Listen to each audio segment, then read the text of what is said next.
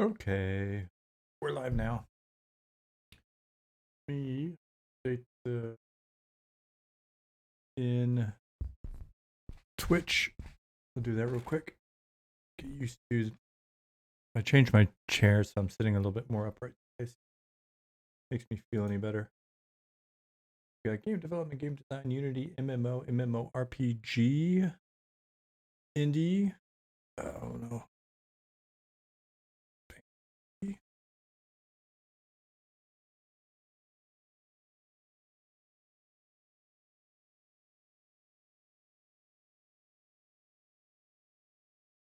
All right, so that should update everything.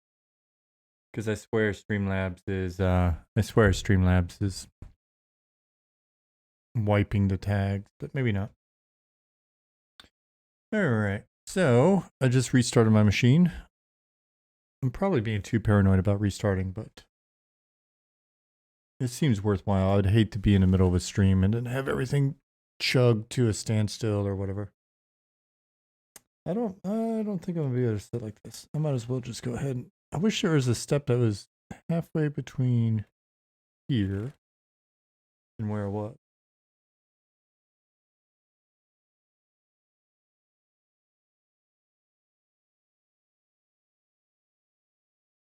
Pretty quiet in here. Oh.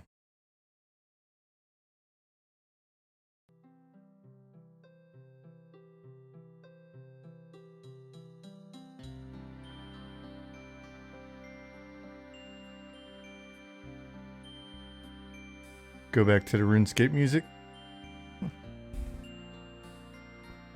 Those of you that are watching this VOD for the first time, welcome. Be sure to check out the other VODs on YouTube from the rest of the team. Bounce around, bounce back a little bit. Go to some of the early ones and see what the game looked like.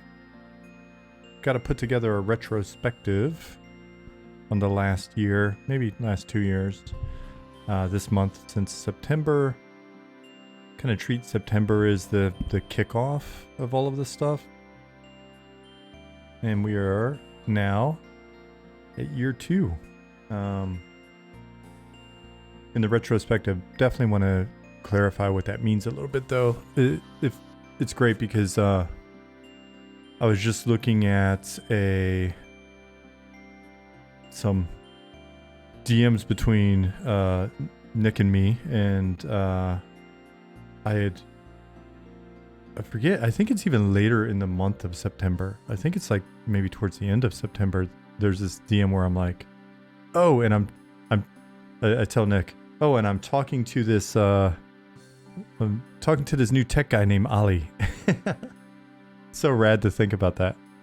But yeah, it's so cool to go back through the old like original DMs and just like the initial sort of thoughts of what the game could be and all of that. It's really exciting. Super cool. I may find a way to redact certain info or names or whatever and get a few of those posted so that folks can properly sort of frame the time frame and everything. Happened very quickly. Josh, what's up? How you doing on this fine Thursday? It's raining on my end. Which, I mean, it's not a bad thing. I think there are a number of people out there that wouldn't mind a little rain.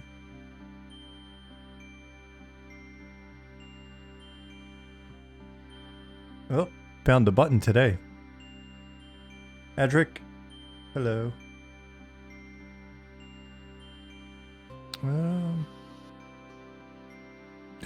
Let me. Oh, I've got I just restarted, so I gotta turn everything back on. Get GitHub going.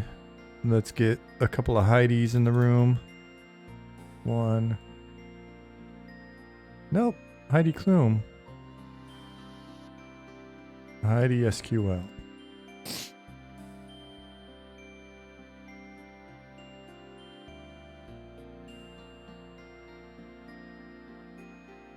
Ooh. Coolio. You guys just waking up? This is going to be my What is this? Is this my third cup of coffee? Gosh.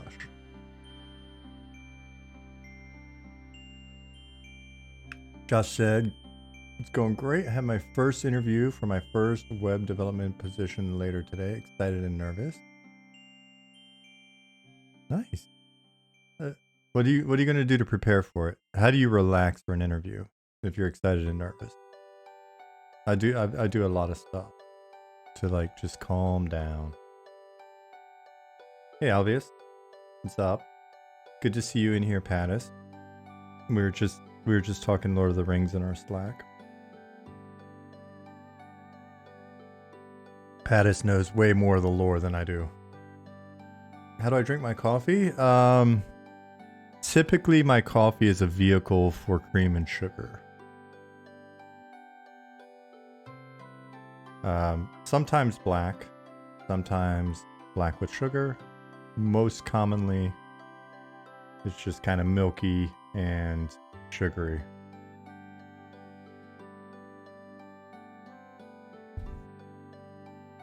Hey, Dargus.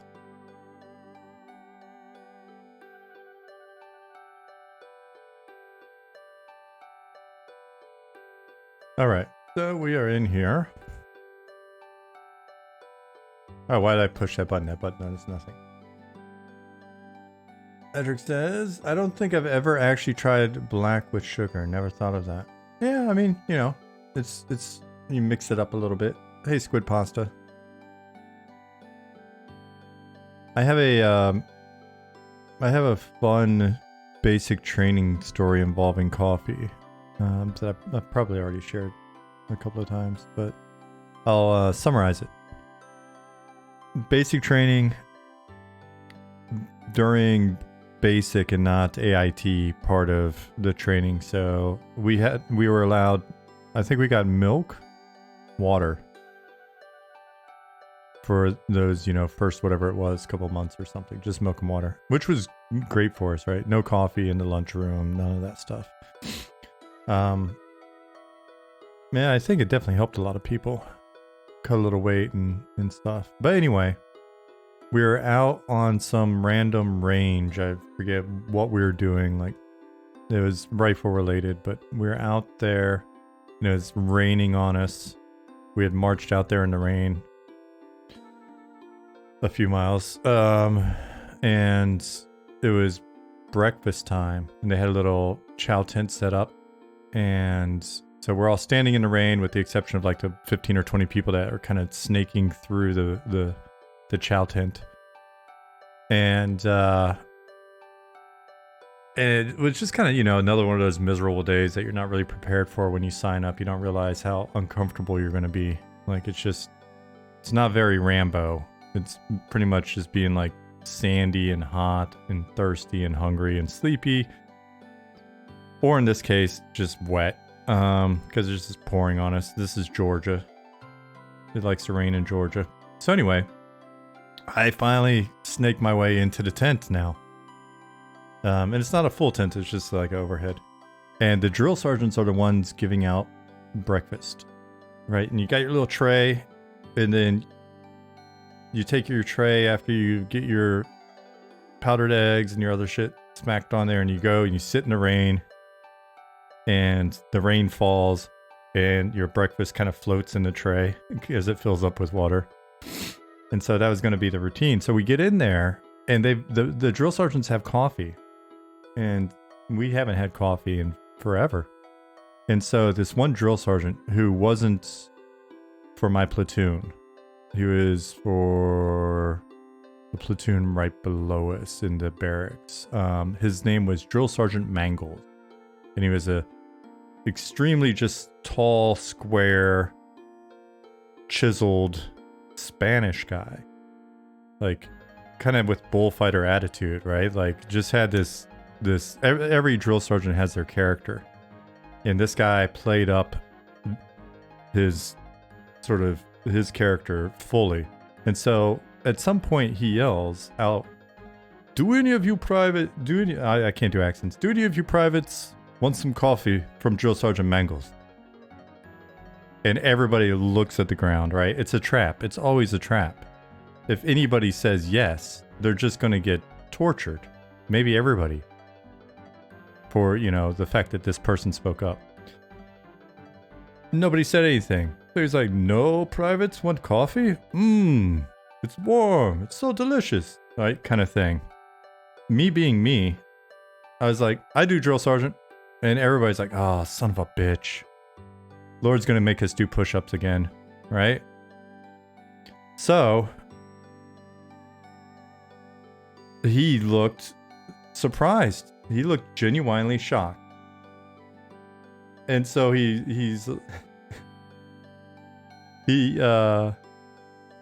laughed and was like, okay, when you get up here, Drill Sergeant Mangles is gonna make you some coffee, Private Lord. They knew my name by then. Part of the problem was they knew my name the very first day because my dad was an air assault instructor about an hour and a half away from where I went to basic training. And I don't know if he always tortured drill sergeants or if he just started torturing drill sergeants extra hard because I was joining and was going to be at that base in the not too distant future. But from the moment I got there, they knew my name. They're like, Private Lord, are you Sergeant Lord's son? He probably called up there, the son of a bitch. Anyways, I got tortured every day because of who I was. So I wanted the coffee. I get up there. He asked me if I want anything in my coffee. I was like, no, Drill Sergeant Black's fine. Okay, Private Lord. And then that was it. That was it. He made me a nice cup of coffee, and I had my coffee on my tray and was basically heading out to sit in the rain and eat my watery eggs and drink my coffee. And he said, Private Lord, I hope you enjoy that coffee. The rest of you, without your coffee. He said something that I think is probably too politically incorrect for me to repeat here today. But he said that I deserved the coffee because everybody else displayed a certain lack of, I don't know, a certain lack of equipment or something along those lines. So anyway, I went out there, I sat on my ruck or wherever the hell we were sitting on at the time, watched my eggs float around in my tray, and that was an amazing cup of coffee. That was just such a good cup of coffee. It was one of those like, holy shit, I earned this kind of cups of coffee. Entirely the best. It was absolutely the best. So, yeah, that's my story. About coffee. Could have been weak Folgers and it would have been worth it. It probably why I still drink a black too. On occasion. Now don't get me wrong. I'm no tough guy. I'm not drinking black coffee all the time. Like I said, this coffee's got 2 cubes of sugar and plenty of milk.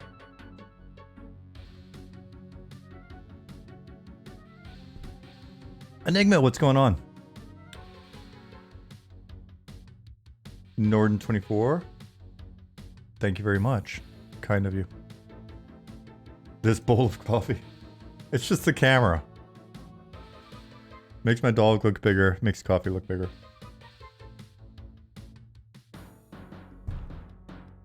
Does it bother us that you call it Night Harbor? No. No. Why would it bother us? It's just, it's the same name in a different language.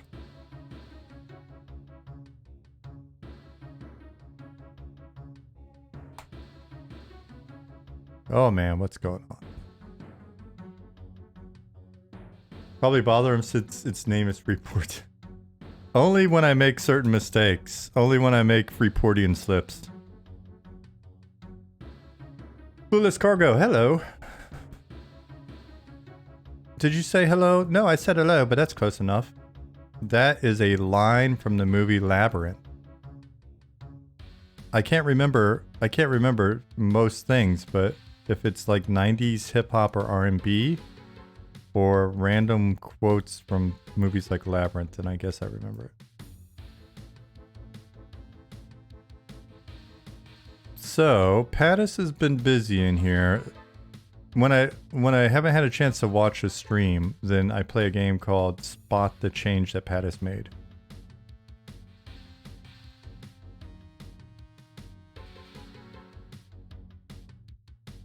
That's an interesting building.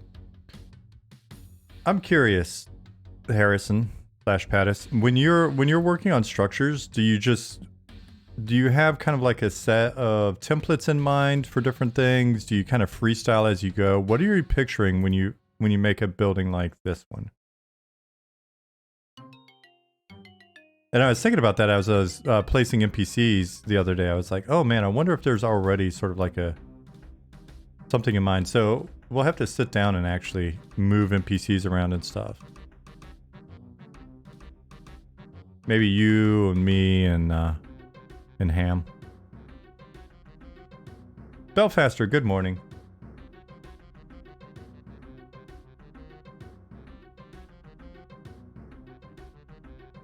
Pattis may have had to. Oh, he's driving. I was like, he might have had to go back to class work. He's driving to work. He draws from the visions of his drug-induced sex dreams. Dargith.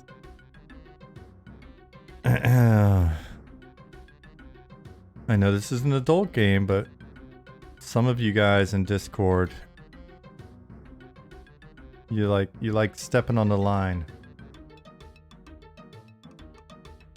Enigma asks, yeah, I was curious about how you guys handled the planning, city planning, NPC. So we came up with a pretty high level, rough breakout initially. So that way we know the districts and we know certain areas, right? Like the tannery here, and then things related to the tannery and temple, travelers district, right? And so we had a rough idea that was like very high level. Then we basically started moving through and breaking that down a little bit more, blocking it out. And then as we're blocking things out, we get a feel for the space and kind of what we're liking about the blocking, not liking about the blocking, things that need to move, have feedback. Like right now we've got, when we first started, it was very like grid, kind of set up on a grid. And now looking at what we've got in, Harrison's coming in and starting to see how he's broken up the road and stuff. So just kind of doing it in increments, because the way that you would think the best way to do it would be to sit down and really like draw out every building and put every NPC in every building and go, okay, here's the detailed breakdown for art. Now art, go ahead. I think that can work.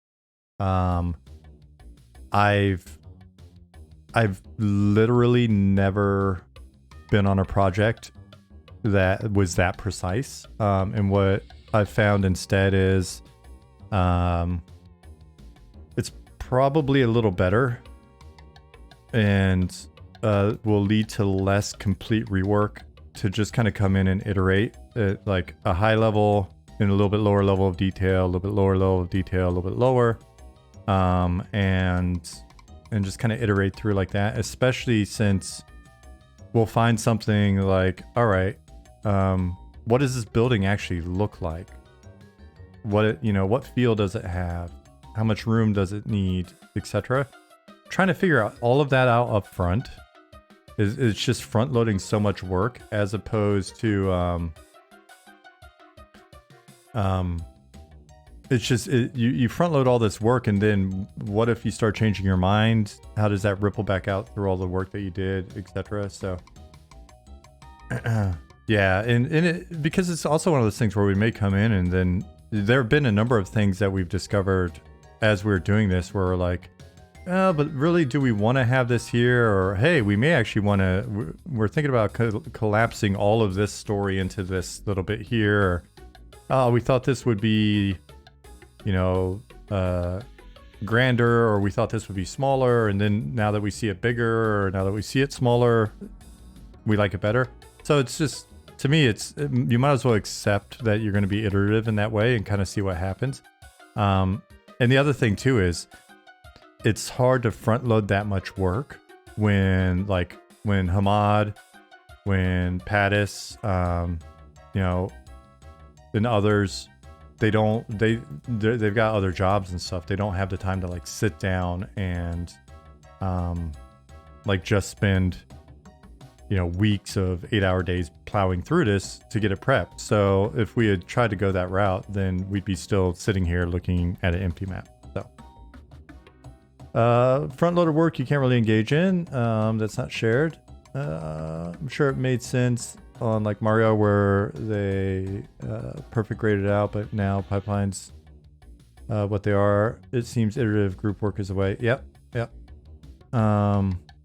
Yeah, so there, you know, there are a number of things where it feels counterintuitive, but I mean, sometimes I'm just real shit at articulating all of the various sort of variables or inputs that are being considered when we make decisions.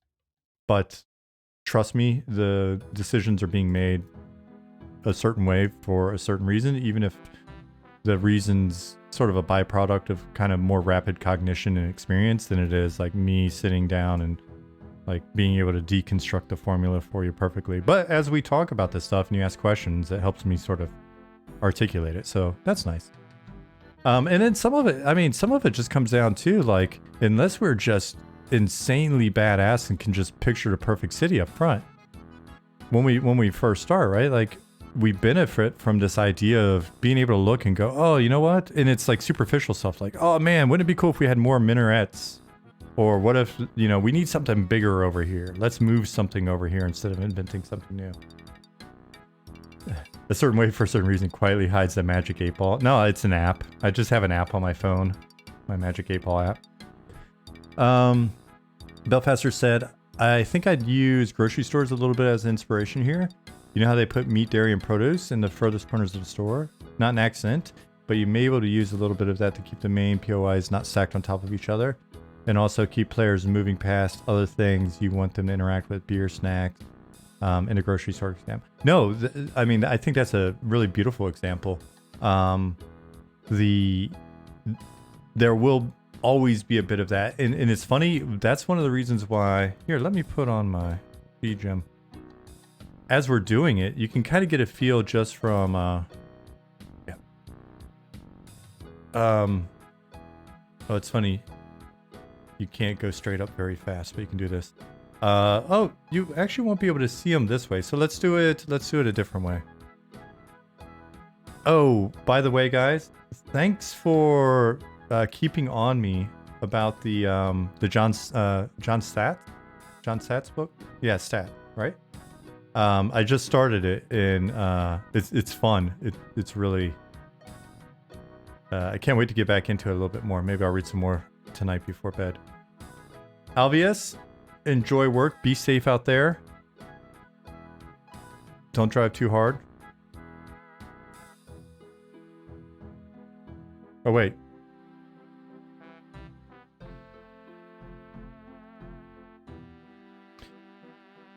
Am I confusing Alvius? Alvius, are you the UPS driver? Or did you just start the concession job?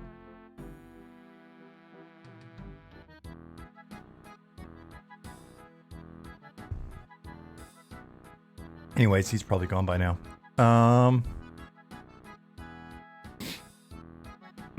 Zone panel. Yeah, okay. For some reason, who am I thinking of? I swear, if Alvius just started at the theater, then who? One of our regulars is a UPS driver. And now I feel bad that I just don't know it offhand. All right, so I'm starting the zone panel over here. Cool. All right, so kind of to the point that that Belfaster is just making. If you look, we have more NPCs distributed than we do sort of built out locations already, right? So all these numbers are NPCs or spawn volumes.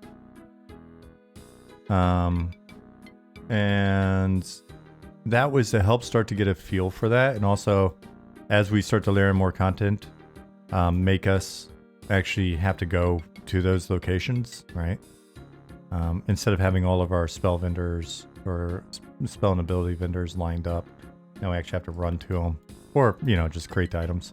To just kind of start to get a feel for the content density. And we can already see, all right, well, it's way more dense here than here. And then we'll be keeping that in mind as we start to build that out. But things to consider here too will be kind of the district specific content that will quest NPCs and other stuff that will start to come online. But yeah, we can look at it and go, all right, well, that's pretty dense, but that's also because a lot of what you're seeing there are the guards that are up there. We don't really have many guards and other sort of like citizens or that type of NPCs moving around here yet. We're going to build out these docks, like the harbor area, and then this waterfront district. And then this whole area on the right-hand side of the screen is an adventure space. The Riverbend will be more of a play space with factions in there. We've talked a little bit about basically the inclusion of more factions within here. So we've got some fun stuff coming online with the player class factions, but then it'll be cool to have some additional factions within like the market area. Got some ideas for some conflict there. Where the lore at? Where can I get started? It's slowly making its way into game. You feel like Night Harbor will be a game in and of itself? Well, I mean, Night Harbor is the cornerstone of the proof of concept. So we may find that we've just, you know, we've either bitten off more than we can chew. We'll figure that out. Maybe it's too much. Maybe it's a great sort of example, especially once we have a better feel for what it took to make it and get some lessons learned. Maybe it'll be a good example of what to expect with the other cities. But depending on how we approach the full kind of roll into live, roll into soft launch, or whatever we're going to wind up defining it as, it will probably make sense that we have a decent amount of play space for the proof of concept. Because one thing, and this is me just riffing, so it's, you know, it's something that's got to be discussed with the team more. But one of the things that I keep thinking is, if we wanted to get folks into the game and give them a playable game that's worth giving us some money for, one way to do it would be to make a decent size but doable, achievable proof of concept region that is fully playable, but it's limited to that region, right? And so there's a finite amount of content, but we're hoping it's a decent amount of content. If you look at the other zones we've talked about here, some of those may change, but if you look at Night Harbor, the Newbie Yards, Shaded Dunes to the west, the Strand to the north, the Glass Flats beyond that, Vale of Zentar beyond the Shaded Dunes. We've got Fallen Pass, which Pattis, when asked what zone he was excited about doing next, I could have sworn he said Fallen Pass, which is exciting for me too, because I think it can be a very cool zone. Hey, good morning, Aaron Gunn. Thank you for 9 months. But yeah, so Fallen Pass, Fallen Watch dungeon. We've got our dungeon that's already online here, Wormsbane. We're expanding that. So it'll be, you know, kind of, I think the thought is to go Guck AB and see what we can do to expand dungeons.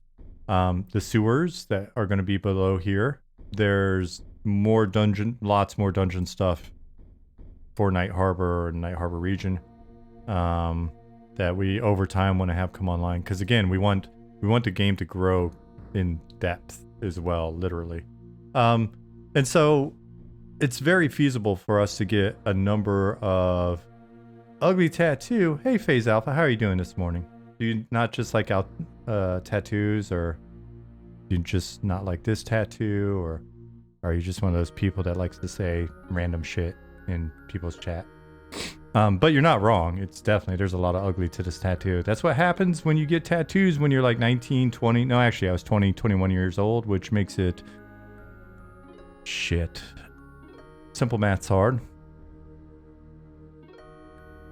Like, what is that? 26 years ago? So it's probably older, maybe older than you. I don't know.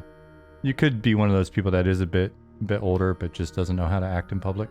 But anyway, yeah. So if you're young out there, consider what you're getting tattoo-wise before you get it. Then again, I have no regrets. I forget it's there most times. But anyways, good to have you here. So I think we'll have enough content that is can keep people busy for a significant number of levels if they're okay with staying in the same region and sort of playing the same content and maybe moving to alts and all of that. And then what we would do is over time,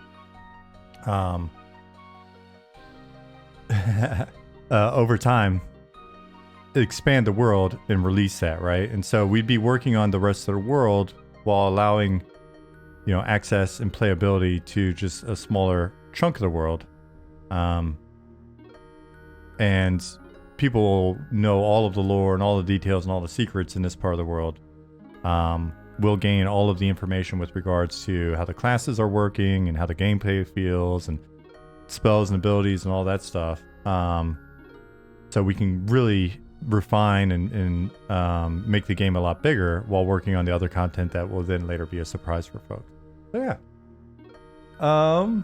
Has any more iteration been done on the deep zone? Oh, I forgot to mention the deep, and that was like top of mind when I first started doing the breakout. Yeah, so we haven't done any more work on the deep zone. And I would say there's that zone to work on a bit and also populate. I was thinking about deep camps the last couple of days, to be honest, because I was thinking about them in relation to some of the lore we were talking about with Nubiards and other stuff with the beetles and things, and also with some different NPCs that are being concepted. So, yep, there's that zone as well.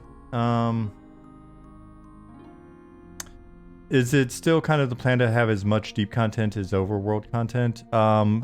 Over time, yes. That would really be nice to be able to pull off. And that's where I was kind of hesitating a second ago, where it's like, we've got the one deep zone. We may find that it's not enough as we get in there and start to flesh it out, because essentially it's another outdoor zone. It just happens to be under the ground. As we start to flesh that out, then we'll be looking at, you know, do we add another one? And yeah. Darga said, I've just started considering my first tattoos, thinking getting my kid's name in Dwarven RuneScript banded around my upper arms. Sounds awesome. I think ultimately they are for you. Unless, you know, I mean, I think some people get tattoos for others. I know when I was young and getting them, I liked the idea that I'd have a lot of tattoos to show off or whatever. But when I look at the actual subject matter on the tattoos, I'm like, holy shit. Why did I? Who will dominate the deep underground, and why will it be gnomes? Weasel Blighter, nice to have you in here. Usually people are just shit-talking gnomes the whole time. So it's nice to have somebody that actually respects the gnomes. Any plans to have like lore blog posts or books or anything outside of the game? In the future, it would be great to have books. Lore blog posts, maybe not as much, but there may be a way to do that and have it be good. So my thoughts, and this is not being critical of how anybody else does it out there. My thoughts on lore, just it really feels like the more we can have you discover it in game instead of posting it on the website or whatever, the better.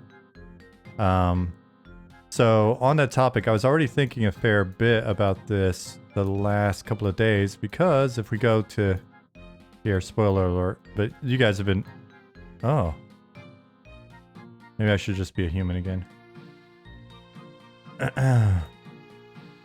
Harrison, I am super excited that you're excited about Fallen Pass. I really am. I'm not bullshitting. So anyways, this young man here will be a good source of lore. And one day this area will look like a library.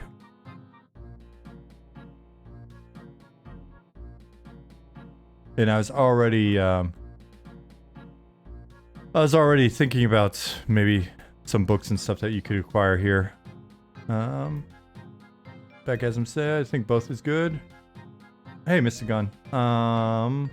I love exploring MMOs, but I also like reading old game manuals for lore, like the Diablo 1 manual, etc. That's a very fair point. I would really love to be able to sell you guys some manuals, like some actual old school, like Ultima style manuals here. Let's look. Let's see if I can find the,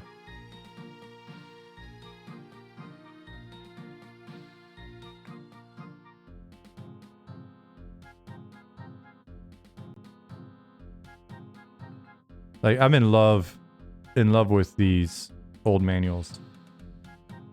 The art. And so, yeah, I mean, don't get me wrong. There's going to be a certain amount of lore and information on the website using this and other source books and manuals as a point of reference. Let's see.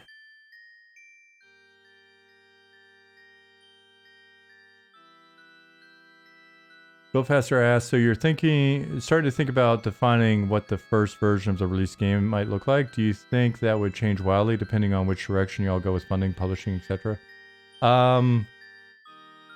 It's not as likely to diverge wildly. I think it's probably just going to be, we're going to come up with a plan and drive towards it. The only way that I would picture it diverging wildly from like something where we're, you know, something that I was describing or something along those lines or whatever we wind up telling you guys on stream, is if we found the perfect partner, if somebody approached us and was just like, hey, really love the game,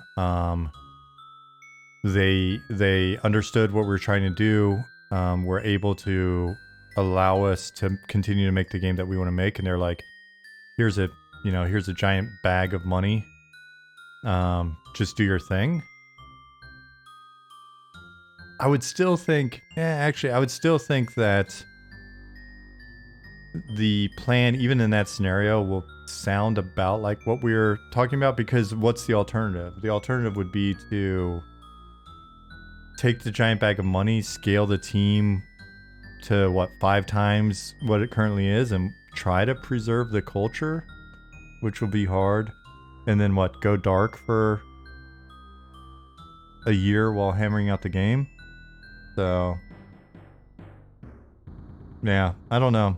I would say if we find a publisher or some external like funding source that's not the community, they would have to basically go along with a kind of a version of what we were describing a minute ago, right?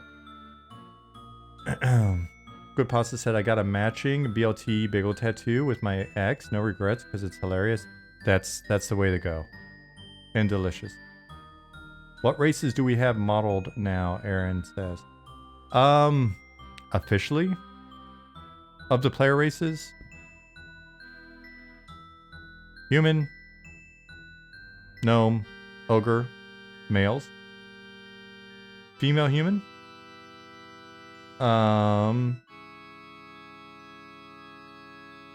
Yeah, early progress would be dwarf, halflings, wood elves, and the wood elf is the female version, correct?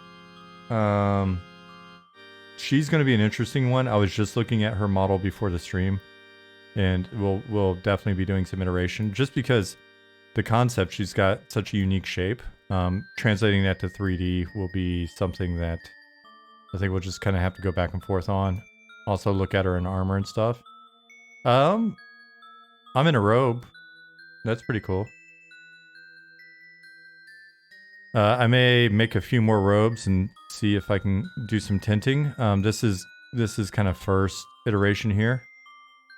We've got some cloth work that we want to do to kind of see. We're using a plugin or an asset for cloth that we want to experiment with, and I'm excited to see that.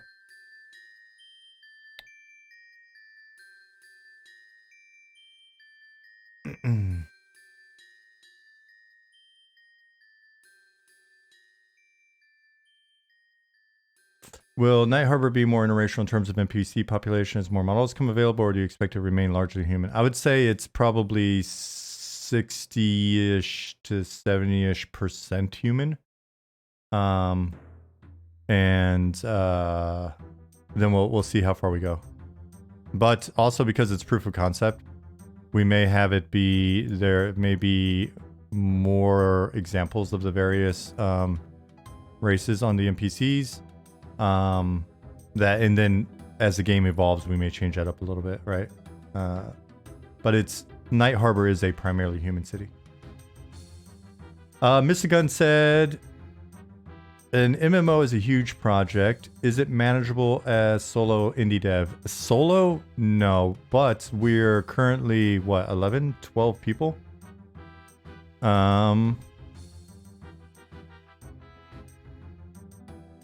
What kind of system specs are we shooting for? I don't know the details, Geoffrey, but we're basically trying to keep it as low spec as possible.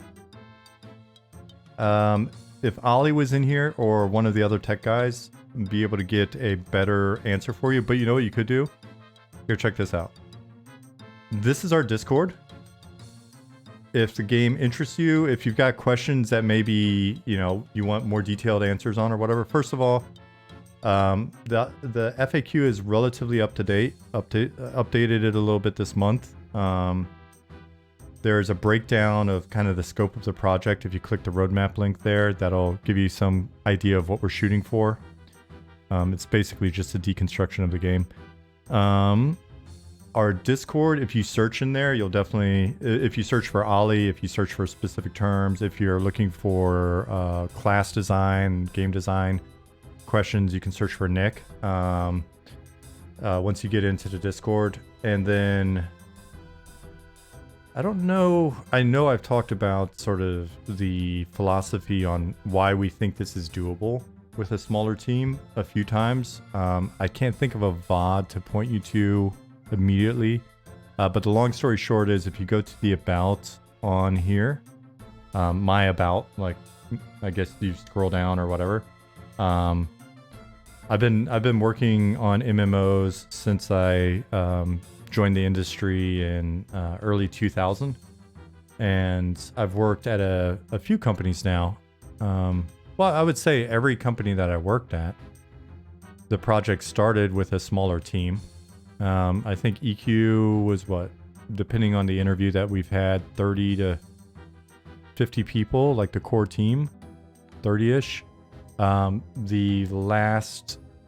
The next company I worked at was King's Isle Entertainment, which started with a small team as well. And as the game sort of grew in popularity, they grew the company considerably. Like when I got there, I think it was like 80 people. When I left, it was like 200 and some people. The next company I went to is Big Point in Germany, which the team I was working with on our MMO that had been out for like 9 years when I got there was 20 some people, 30 people. And it could have been, that game could have been made with 10 people, to be honest. The next company I worked at was Star Stable Entertainment, which was, I think, 10 or 11 people, made the game and launched it. And then that company was 70 people when I got there and 125 when I left. So I think it's important to keep in mind you know, and then one of the inspirations I look to out there, if you look at Project Gorgon, it for some people that's a game they really like. Some people they disagree with certain aspects of it or whatever. But no matter what you think, it's a game that was made by a couple, two people, and has been going for what, 5-6 years now, and continues to iterate and grow and add features and improve the art and stuff. So it is feasible, especially with modern engines, especially if you're not trying to reinvent every wheel, especially if the team has like a North Star that they can clearly identify, where we don't have to have a design meeting about every single thing that we do. Most of our discussions are some back and forth in our Slack, essentially our Discord. Yeah, so what you're looking at right now is we first started talking about this game in direct messages 2 years ago this month. And I'll be honest, I couldn't run you through all of the stuff that we've got done in the next 2 hours of this stream. So if you're interested, definitely go to the website. Here's the link again. Go to updates and read through all of the various updates, because I was showing this the last stream. If you go to the updates,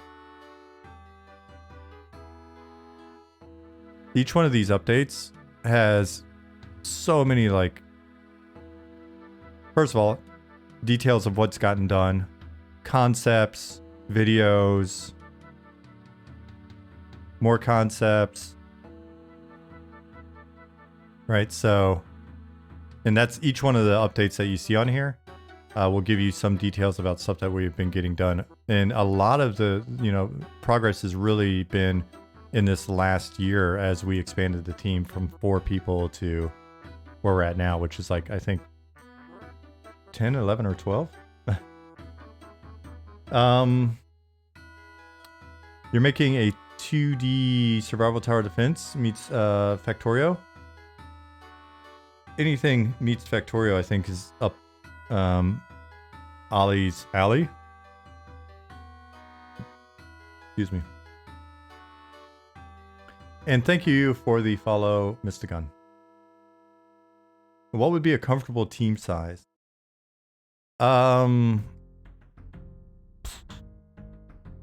It's a great question because I think about it a lot. I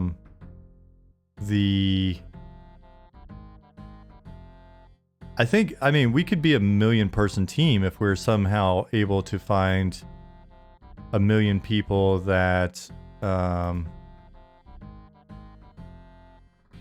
million people that are in good alignment. Isan! Thank you for 18 months, buddy. How are you doing?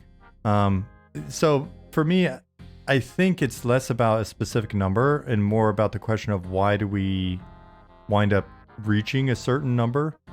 And so what we don't want to do is inflate the team unnecessarily in order to like try to scale quickly to get more done quickly.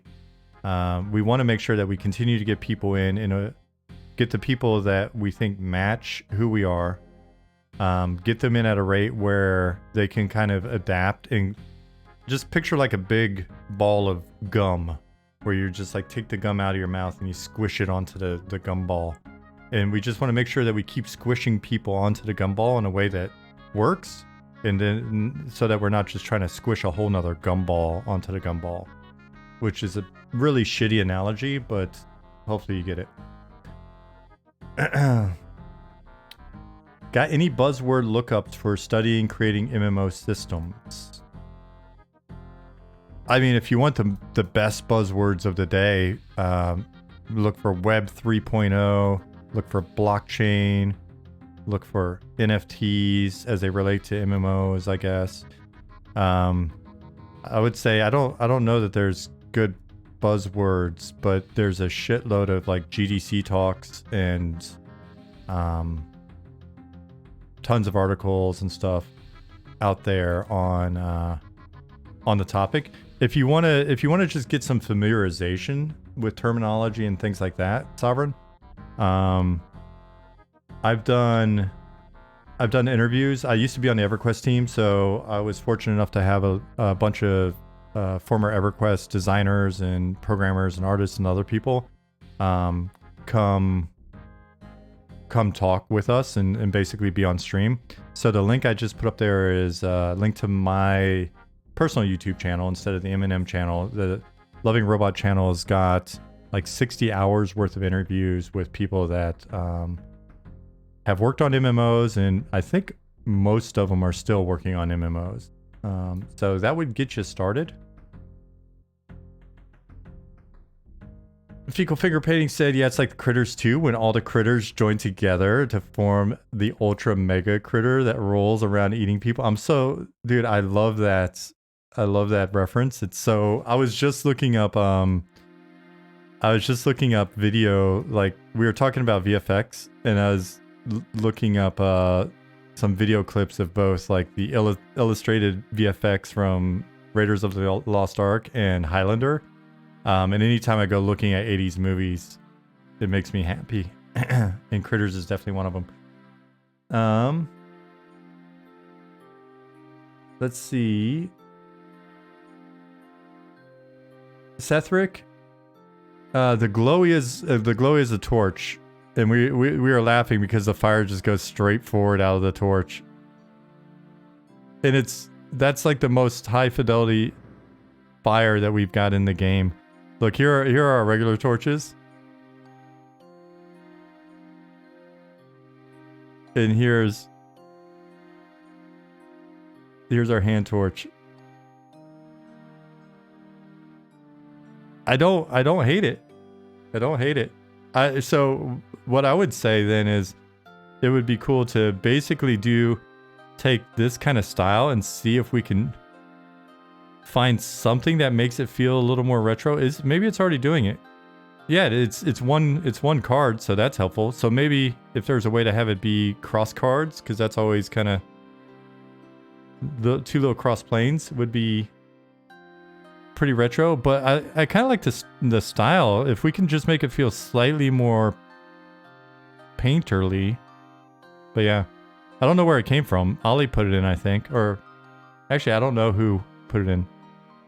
And then the sword is this is from that one day, like 2 years ago or whatever, where we just made a bunch of weapons on stream in Blender. It's all the same from that same group of weapons.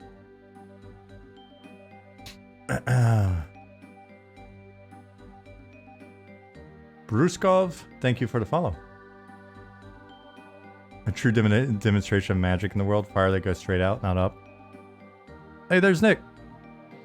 Oh wait, I'm flying, so I didn't jump. That was anticlimactic. I think that's Nick, or it's just... oh, there he is.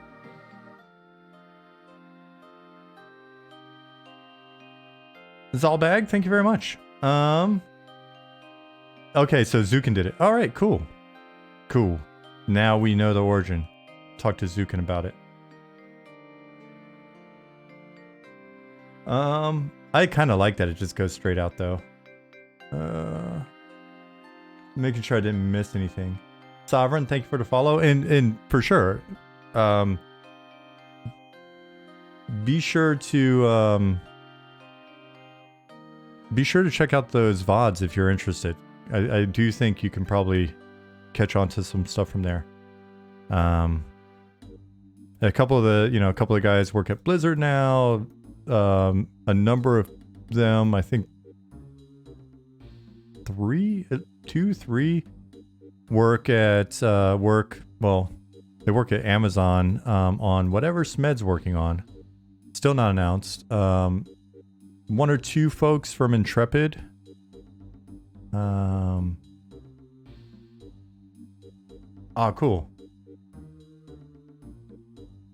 And then if you got more specific questions, my personal Discord is when people ask questions there every once in a while, some of the folks that were part of the interviews will respond, so.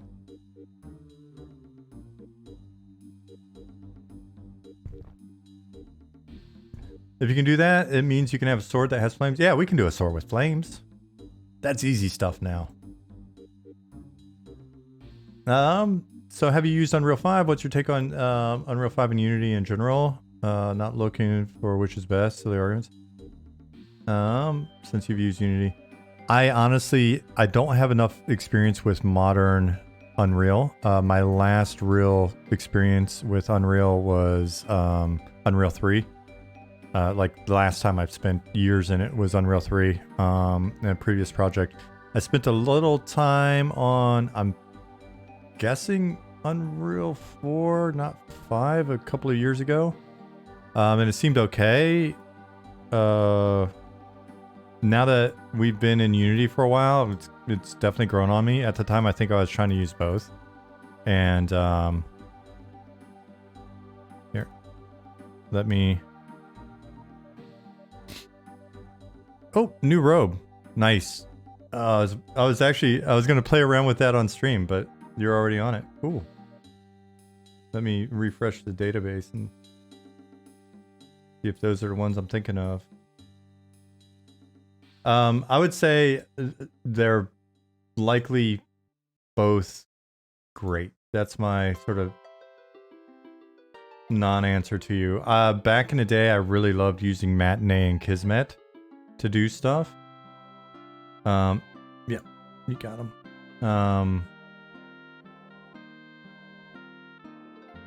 Are you guys using the asset store for anything in your indie title here? So I think the only things that we've purchased off the asset store were, one, if you look at our water, we can run over there in a minute. Nice, Nick. The shader that we're using at the water was purchased at the recommendation of John when he came on board, because he's used it on his projects. So, matter of fact, we'll have to get John to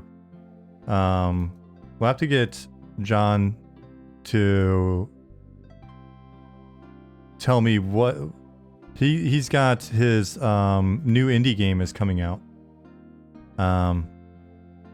Yeah, so he'll be the Pilgrim 1, and I think it's the Pilgrim 1. I remember Pilgrim. So anyways, John has his game coming out soon, like very soon. And so, and it's a C-based game. So when he made the recommendation for water, we definitely checked it out.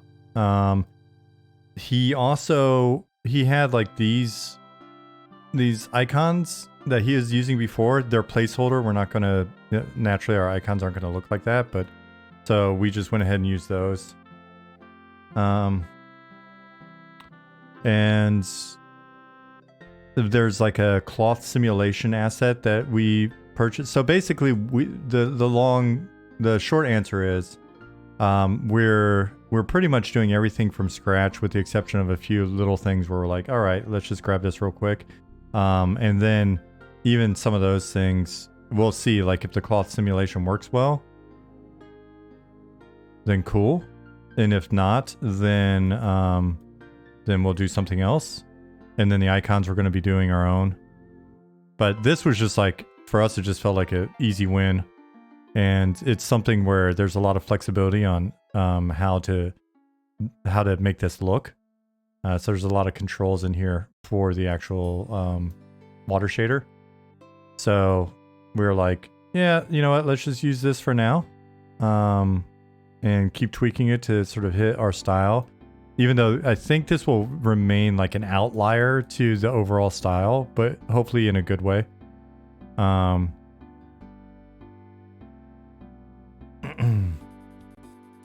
So, and you can see like the style that we're going for is a intentionally lower poly, more sort of like clearly defined shape language type retro style, using higher fidelity textures and more detail, and really playing with light and shadow and stuff. So, right, because to me, rather than going for super realistic, if you look at Nick's robe and stuff here, I love, this is a dead simple robe, but I love how it changes depending on the light. Right, and spell casting, we're going to be working on some spell effects. We're going to continue to iterate on them, but Again, having them be simple like this, and then having them also be a light source. So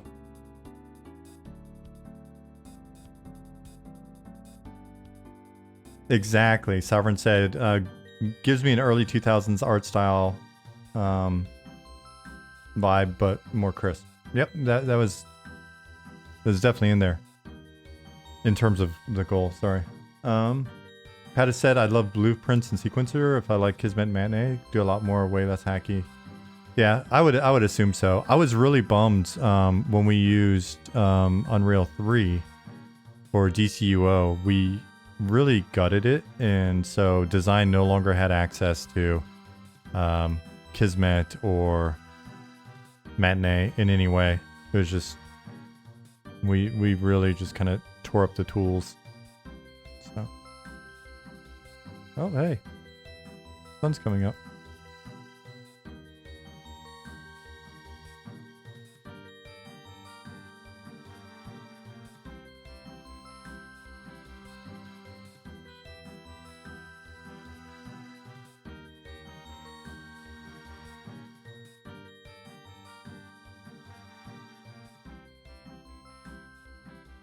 Can you actually sail? We cannot sail at the moment. It is on our list. And this boat used to sail around here, and we'd hop on it and it would work. And then Nick attacked it at one point and it killed Nick. And then after that, Ollie looked at it and was like, I'd really like to make the boat better. And so we killed the boats for now. And Ollie's going to refactor them and then put them back in.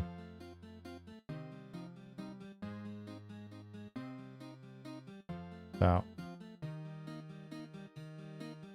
Then do the original Doom Water. We almost did. Like the two sprites that alternate. I'm not going to attack the boat. I've learned my lesson.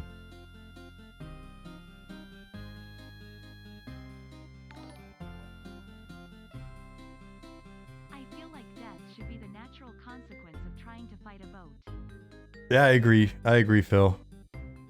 Thank you for 25 months, and I agree. And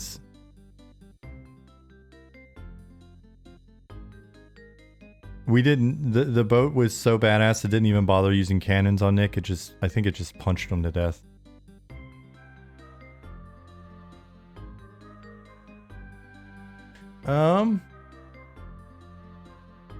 Sovereign said, I'm guessing you're using your own networking solution, or did you use Mirror Advertism? Yeah, we're using our own. I think it's we started with like ML API, and we're now using damn it. I usually know this one straight out the gate. It's Ollie question. Lightnet lib with stuff that Ollie and those guys have been doing on the side. Speaking of which, hey Nicodemus, good morning. Let me find really quick. I'll show you.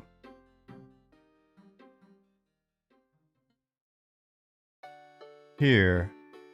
So we just did a test on the last stream. If you watch the end of the VOD, you'll find it. Let me see if I can.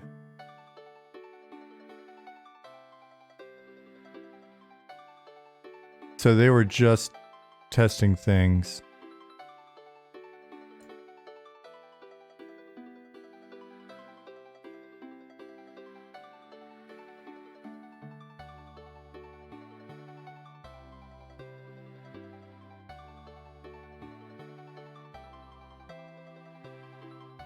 Basically just looking for optimizations, looking for any issues.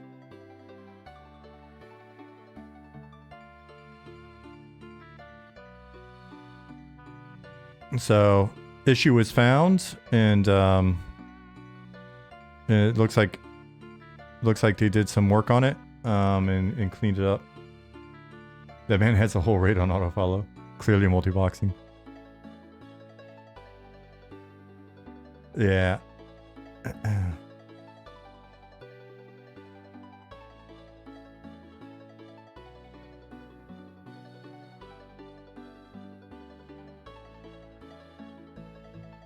It's just a bard pool.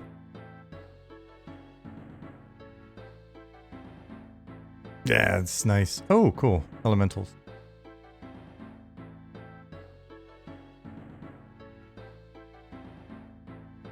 Zone kiting.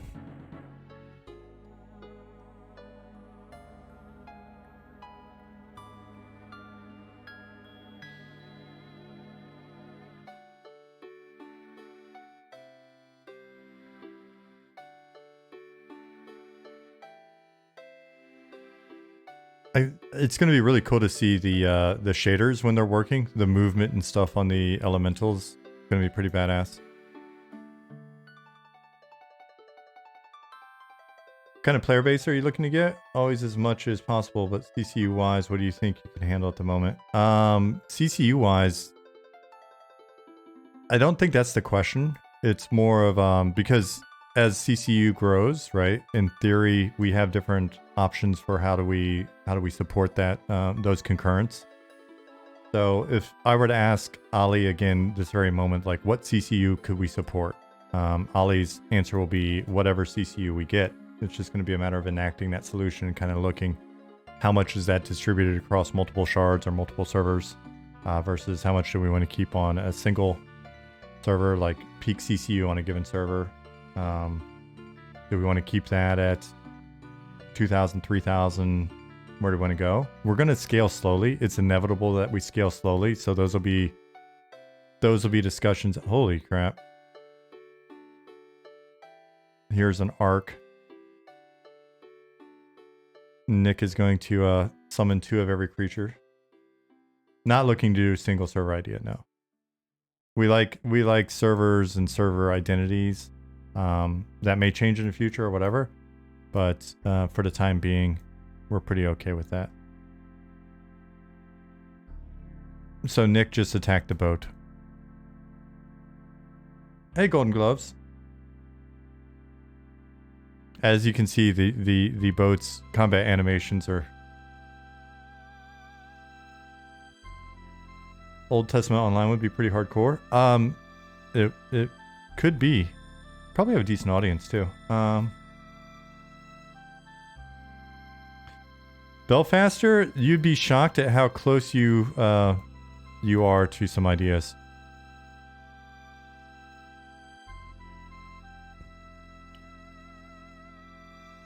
I think I've mentioned a couple times, so it's no real big leak, but I think Spelljammer is very cool.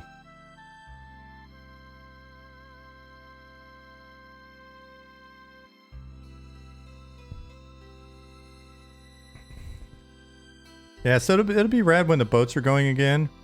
Oh man, it's gonna be really fun just seeing players running around. It's always nice when there's somebody else in here running around. Here's Chuck Berry of Eminem. I didn't know that about Chuck Berry. It's nice seeing the boat out there. It was a lot of fun to ride it while it was here. Hope the boat rides are at least 30 real-life minutes long. Monotonous, when we had the boat in here before, it did take quite a while.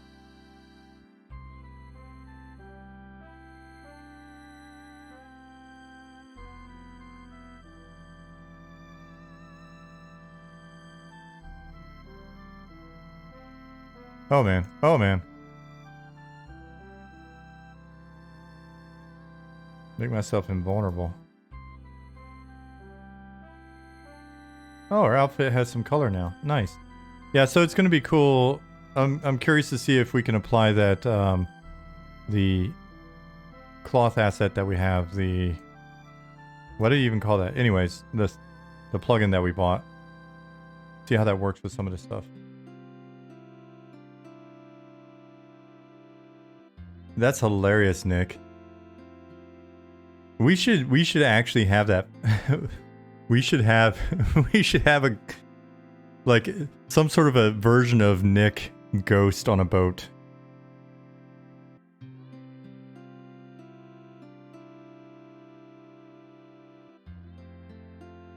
Turrican. Hallo, wie geht's?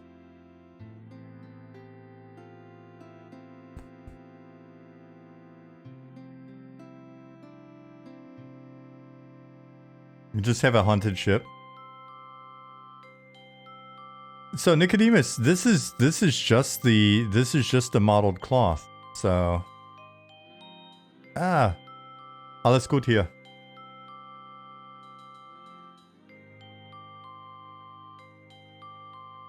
So we'll be working on it.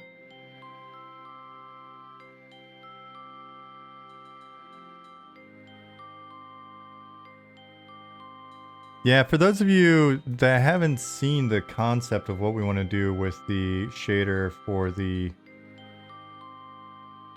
Nope, that's not it. The shader for... Did I just close that window? Here, I'll just open a new one. Monsters and memories, updates. Development update. That's the one. Thank you. Think here.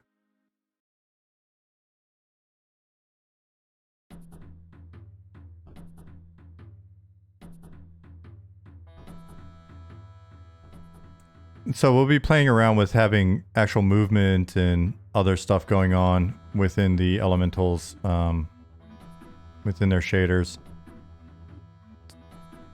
Maybe some little effects. Because if you look at the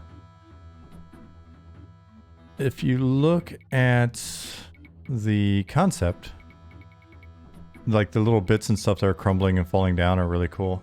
So having that be part of it will be good as well. But yeah, Nicodemus, I am excited to see sort of the evolution of the cloth stuff, because I'm very curious about what we can do with, you know, capes and the robes, and we gotta fix the head texture. The skin mohawk needs to go. These guys are nice and clean shaven. Alright, so one of the things that I had on my list to like go in that was simple. Nick's gotten done already. I was just gonna come in and play with the robe colors. Let's see. What else we gotta do? I can do some basic implementation of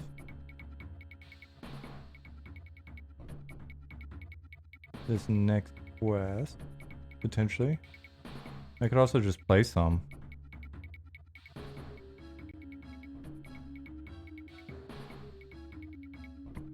Here, I'm gonna make a new character really quick.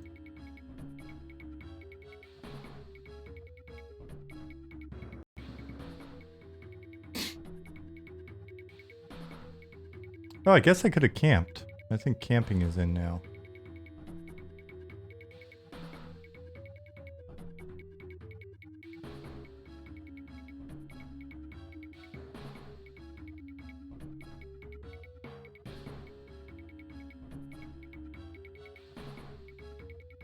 Would be cool for the fire elemental to change texture direction depending on which way it's moving, like trailing fire.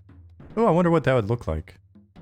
That might look good.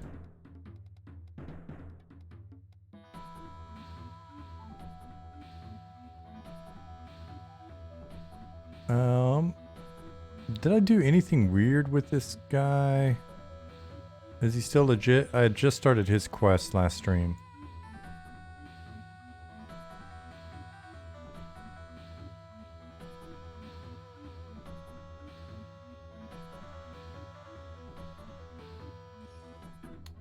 Oh, looks like there's something I should pull. Let me do that real quick. GitHub's telling me that there's been a change, so let me get that. Discard all changes. Pull origin.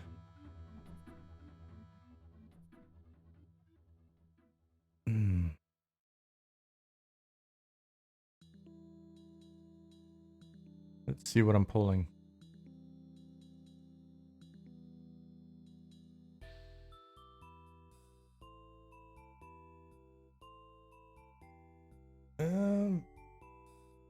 Looks like there's been a change to Night Harbor. Okay. So, that's why it's taking a minute.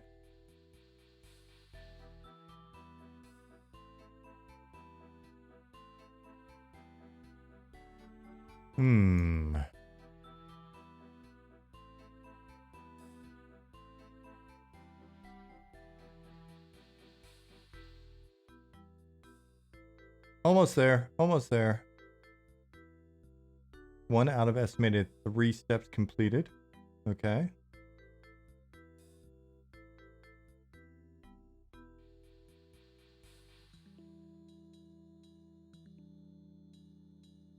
Ooh, that was big.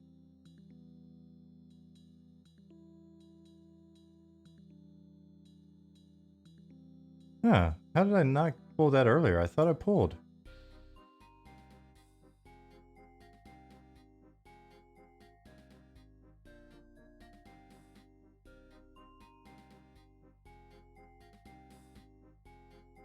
Sovereign says, I'm over here playing games instead of working on my own projects. It happens. It happens. What a procrastinator I am. Then I see stuff like this and all I want to do is toy around Unity again. Well, that's good then. I'm glad we could inspire a little bit of that.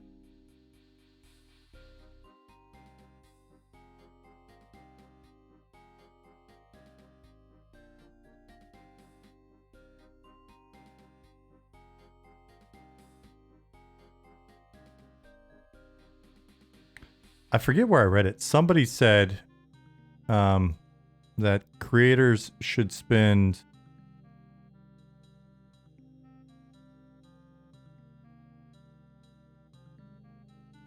do I not have any clothes? No, that seems weird. Oh no, actually that makes perfect sense. Because I've just started that quest. So I read someone had said that creators should spend like 2 hours working on 2 hours creating something, anything, for every 1 hour that they spend consuming other people's creations. I haven't really, thought that through a ton, or don't feel like it's a hard and fast rule or anything like that, but it seems like a decent thing to consider. I think it was 2 to 1 or 3 to 1, Nick. It was like, it may have been 3 to 1. It was like 3 hours for every 1 hour. So if I'm gonna watch 2 hours of TV tonight, then I should probably have done, I don't know, 4 hours or 6 hours worth of work. I don't think it works retroactively, Sovereign. I mean, otherwise we'd never catch up. Corner Lord, thank you for the follow. And I don't know how they got to that point or whatever, but my assumption is basically it's just their way of saying, hey, don't forget to work on your stuff. Kaicho said, that sounds about right. I follow an artist on a few platforms and they recommend something very similar. And they said, if you're here consuming my content, what state is your content in? Are you choosing not to create and grow or something like that? Yeah. If you're making a game, it's research. Yes. Well, I mean, on one hand, that's true. On the other hand, it can be a way of not getting stuff done. I've seen that on teams in the past where we were researching a little bit too much. But I think we all got to find our own balance, so. Ooh, I know what I wanted to do. I also wanted to put in a couple of, now that we've got the look button fixed over here, I wanted to put in a, where's Mandrake Man? Oh, there he is. I wanted to put in some new area descriptions. So if we look, it says you're in Night Harbor. But we have the ability to, we could say, we could put in a volume here that when you're in it and you hit look, it could say you're at the western gate of Night Harbor. We have some good ones in here. historically, we've had some good ones in here. Mod actions, descriptions. Let's look in data. And Nick's added more to the dungeon. So we've got these in the dungeon.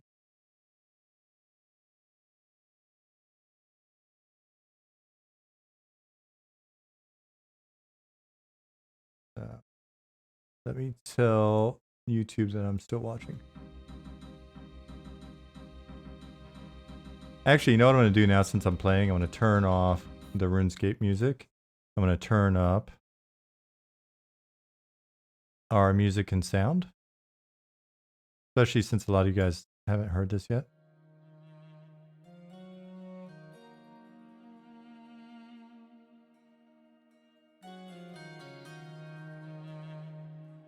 If you want to hear more of our music, you can go to our website or to our YouTube, and you'll find the playlist of all of our music.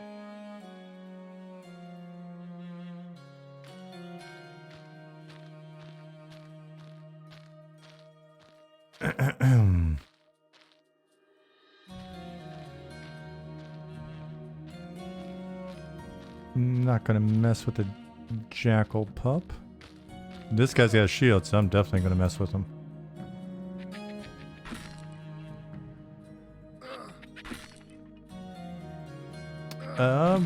Corner Lord, thank you. Yeah, I've been doing it for a bit, but trust me, time goes very quickly.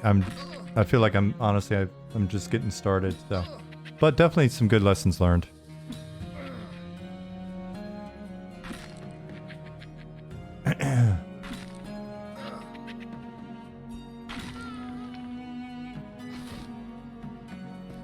True Sin, I would say that this is a game that reflects our love of EQ and UO and AC and all those games from that era.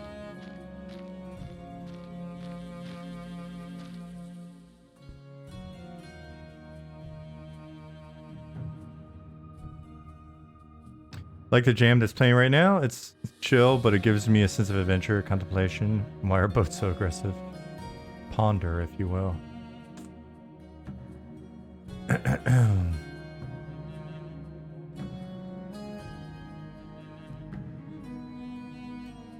The cow said, "It is true, in a given week, I make sure I get at least 30 minutes of work in." Sounds like a lot of people. Isan, thank you for saying that.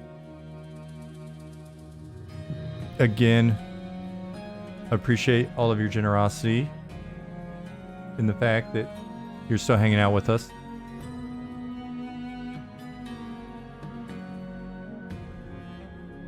Is weapon scaling in now? I feel like the last known weapon I saw was massive. We thought it was in, and then Nick posted an ogre with what had to have been a two-handed sword. It was just massive. So, oh, I'm ready to go. I got myself a shield. Do I have a torch? I don't have a torch yet, but I do have a shield, so that's pretty cool. Let me move some of this stuff into my pack. Excuse me.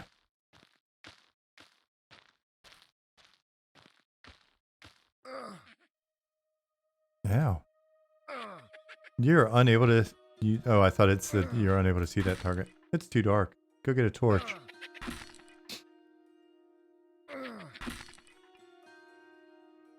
What in Great Odin's beard was that semi-naked blob that ran by? That was probably Keith. But he prefers if you don't refer to him as a semi-naked blob. Oh, I've got pantaloons. Hey, Madaslaw. How you doing, my dude? Green lights in the distance, good. Makes players want to find out what is over there. Yeah, that was the idea, right? And it's going to take you many levels to... the game is too hard. many levels to get there. So it's just going to tease you and tease you. But the blue light will be your first little tease. You'll be ranting on the forum? I'm not surprised.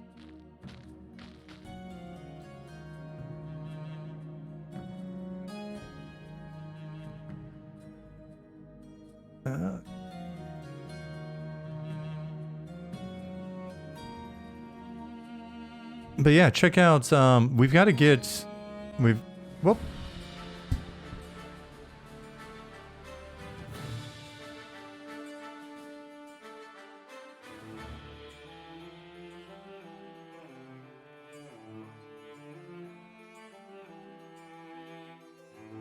Looks like the server got bounced.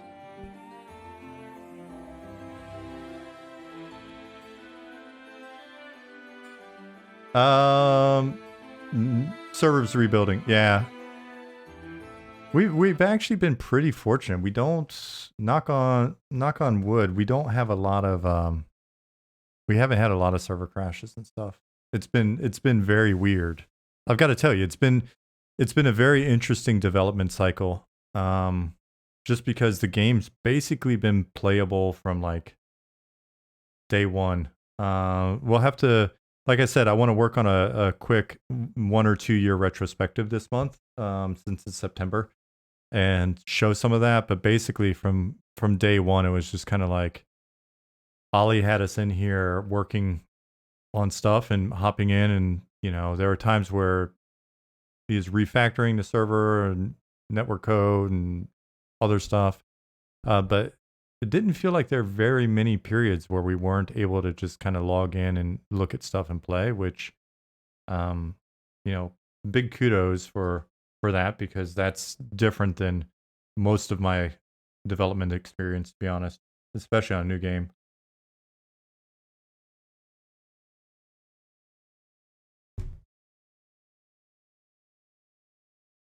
Heath hacking because mad at game difficulty, probably. I wouldn't put it by him. Let me look at GitHub. Anything weird? Anything new?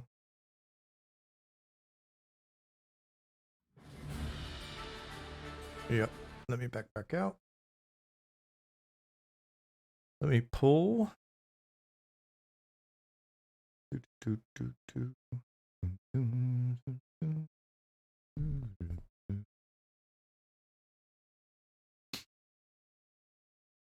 Jin Purpo. I believe most stuff would be considered in the cloud. We lease one server, but I also think, am I mistaken in thinking that we've got like a couple build servers or something at somebody's house? Is that what's at Gary? Is that what is at Gary's house? Anyway, if everything is not in the cloud, over time it will be. Oh, it looks like Ali fixed Ranger Archer auto shot. Oh, rad. I know that was on your list, Nick.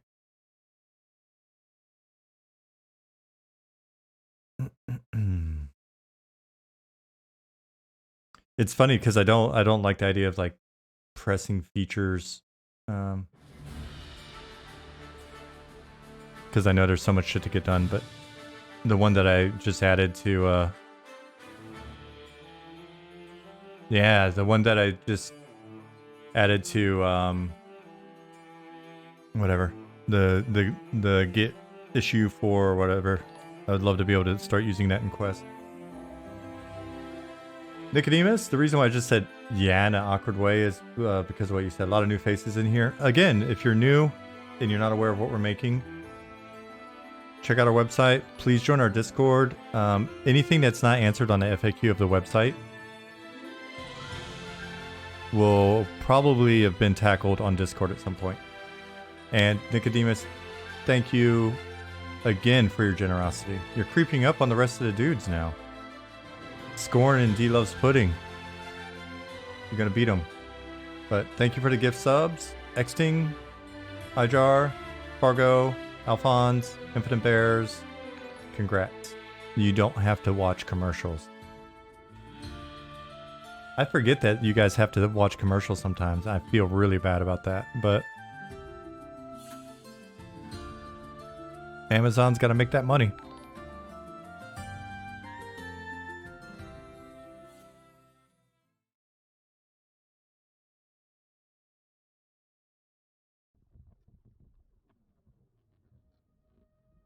Oh, it's daytime at least. That's nice. All right. Who is that? Oh. Jim Fogg.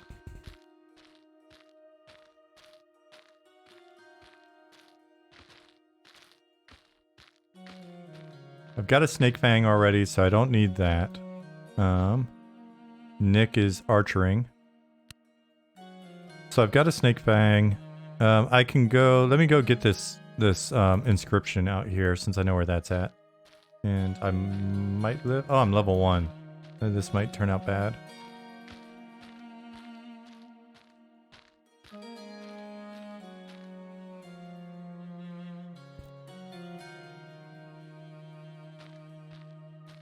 Imagine how many corpses there will be with actual players. It's already a veritable graveyard with like 10... Yeah.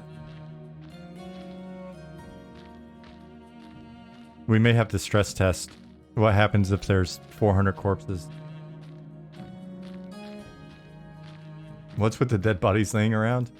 That is the aim of the game. The game is trying to kill you.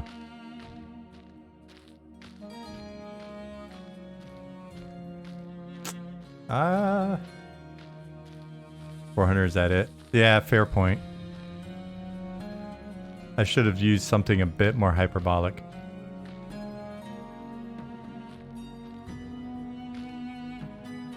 Like 10,000.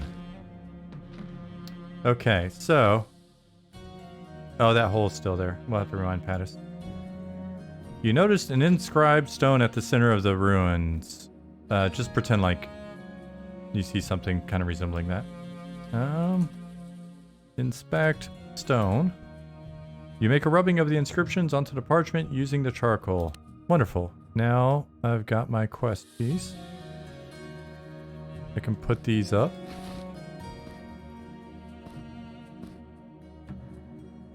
Cool.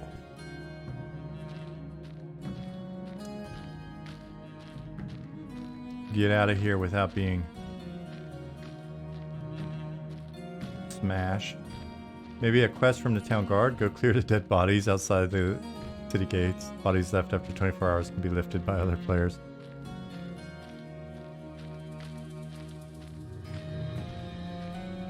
I cannot imagine how that would be exploited in negative manner, Nicodemus.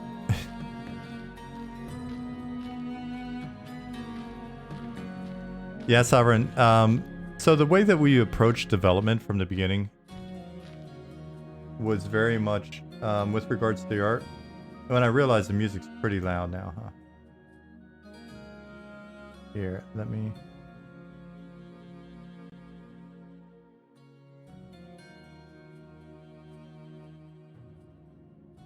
That's probably a little bit more manageable, I guess. You guys let me know. Anyway, Ishiwatari! Hallo, wie geht's? So we started, if you go back to the way the game looked last year this time, everything that you see was basically just a capsule. Because we wanted to show that the stuff that is coming in game is stuff that we made. We didn't want people to think that we were just going out and buying like assets to kind of, you know, show a game that's not really ours. And we wanted to make sure that we're managing expectations, right? And the truth of it is, I'd rather have a thing that looks very placeholder, obviously placeholder, than have people think that the game that they're seeing, that's like an asset that may look higher fidelity or different art style or whatever, is is what the game is. So if you look here, last September, let's scroll. I don't know if you can see it, but here's some of our little blue capsule people. Everything in the game was basically a capsule like that. So if you go back and watch any of the old gameplay footage, you'll see that it's just that sort of thing. But that made it easy for us to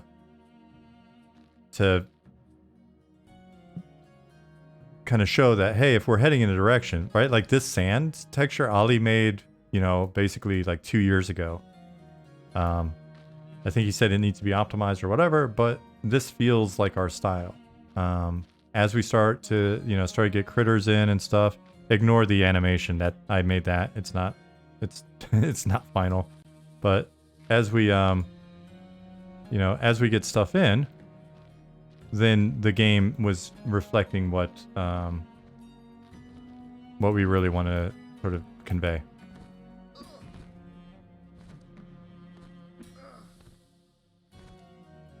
Yeah, just in time. That was the idea. No false impressions, no rug pull, no bullshitting, you guys. You've been watching the game get made basically every week for 2 years now, so you can see our progress in real time. You can tell if we're faking the funk or whatever, and you can let us know. Still need to fix the bat, but we'll get there. Oops.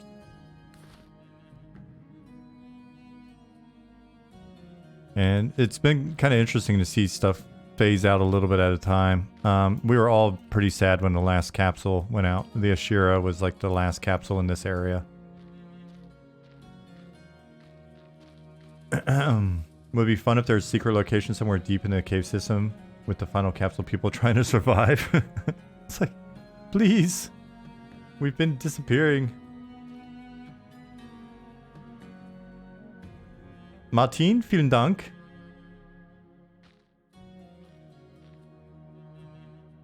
So, Turkan, 2006. Those of you that have heard me talk about my garden over and over the last, since we got it this spring. One of my wonderful, not direct neighbors, but neighbor next. Oh, damn. I need to get out of here. Warrior is not a joke. Turkan, Martin is my neighbor's neighbor. So that's how we know each other. But he also is a gamer and makes video game content for the German audience. So that's pretty cool. And was the host of a fantastic pear harvest and then barbecue and beer drinking session last weekend. One of my favorite moments in recent memory. That was so good.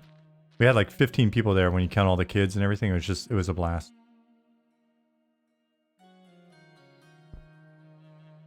I'm always curious how MMO projects start funding wise. Just devs putting in their own nest eggs or grants, etc. Sovereign, I would guess that for the most part, most of the MMOs that you know of, it probably kind of breaks down into small indie projects that are mostly self-funded, and then at some point go to some kind of crowdfunding, or mid to large projects, which almost always started with some PowerPoint presentations and meetings with investors, or a pitch process within a company. Like an existing company had a team start to work on something.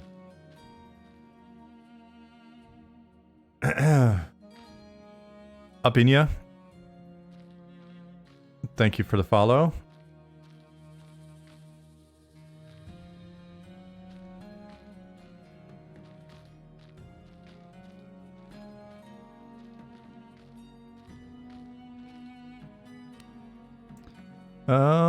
I can buy a torch at this point. I've got the cash. I just need to run over and get one.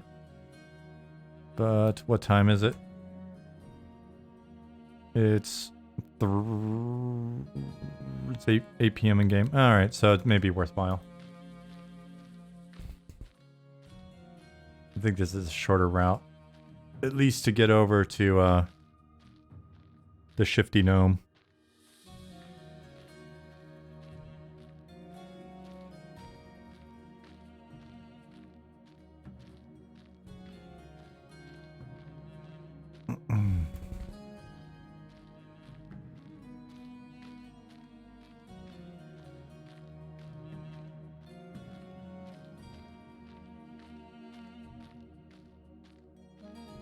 I think it was Goblin that said we need to speed up the gnome run animation a little bit. I agree. Cool.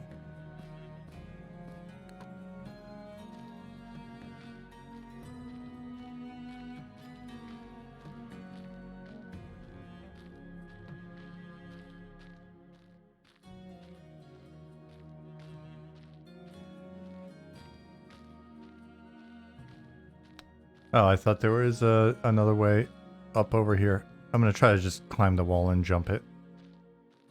See if I die.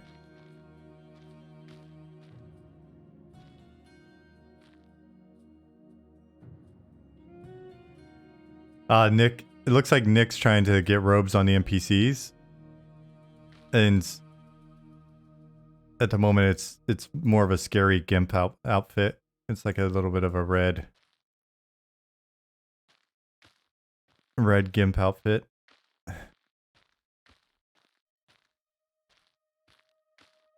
Zed's dead, Sprockets. Zed's dead. Alright, Sovereign. Nice to have met you. Enjoy your lurking. And definitely, I hope you enjoy the videos and stuff.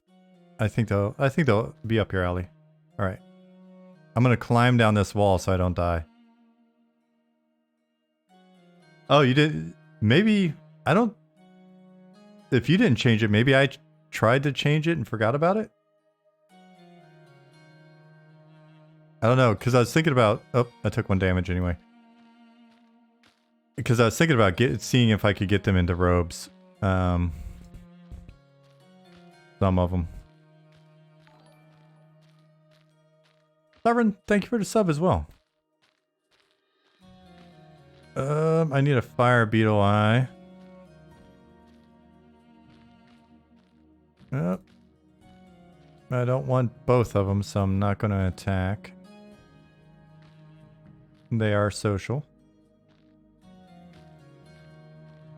Belfaster said, they're all great, but the Jeffrey Zadkin was a favorite of mine because I had no idea who that was, but he is one of the original members of the teams that is one of the godfathers of all MMORPG systems as we know them. At least that's my take. I think it's a fair take. Yeah, it's interesting the unsung heroes in the background on some of this stuff.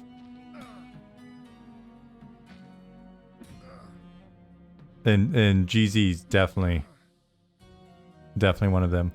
I was saying earlier, you guys recommended the, and I know a few people on our team are reading the John Satz book as well. The WoW Diaries book. I just started that, was it yesterday? The day before? I think maybe yesterday before bed. And yeah, it's really cool. Rad that he wrote all that stuff down and got all that info. So the interviews that I've done with the EQ folks are kind of like an after the fact setup there. But it's funny the way he described Blizzard, the physical sort of the office space at Blizzard was exactly how I remembered it when we went up to hang out with those guys.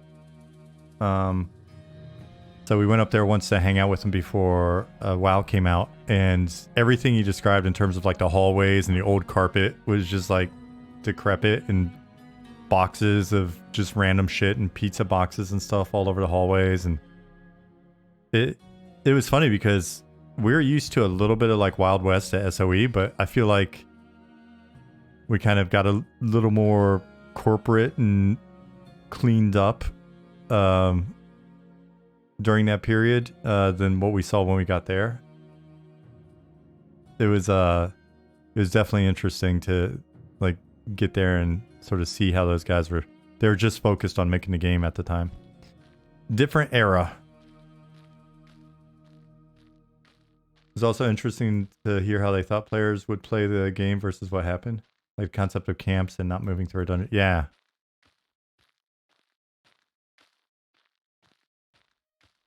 Probably any number of things. Well, even like the, you know, sort of the facilitator, the thing that bred the necessity for camps is random item drops, right? I mean, it's not the only thing. There's experience grinding and all that stuff, but oh man, this guy's just wrecking me. But the second there's like a random item drop chance, well, if you don't get it, it's not like you're just gonna leave. But I could imagine, and maybe somebody even spoke to this. I'd have to go back and look. But I can imagine that, you know, the thought was like, yeah, but why would they sit there for 12 hours?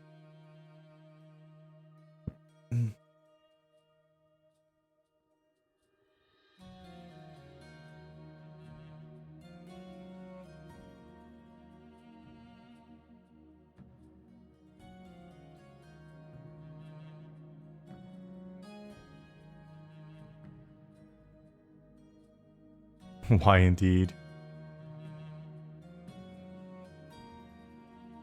Phil, you know why.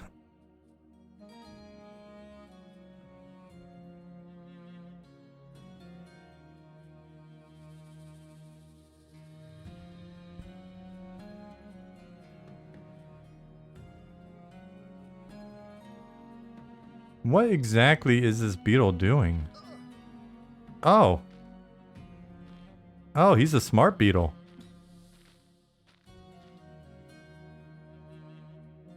That's what he's doing. That beetle was like, nah, there's a guard up there, dumbass. I'm not going up there. So Ollie snuck in some advanced AI. Apparently, that wasn't a bad move. I don't know that I don't know that I dislike that. Camping and grinding is painfully boring. I've always played a bard or other CC class so I can get out and run around and see the zone. Invisigoth, I'm sorry you feel that way. I don't know how to break this to you.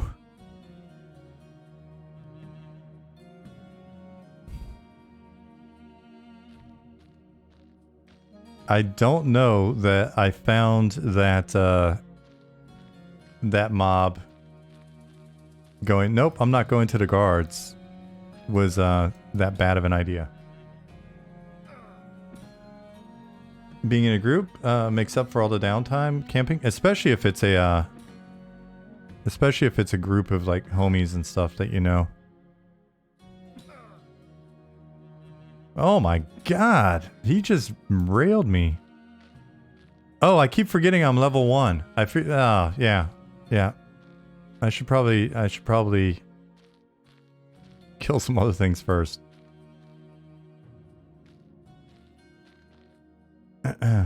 Yeah, Keith, I don't know, like,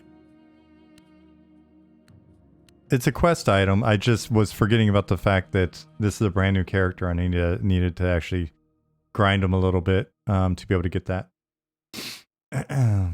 Chinny D, exactly.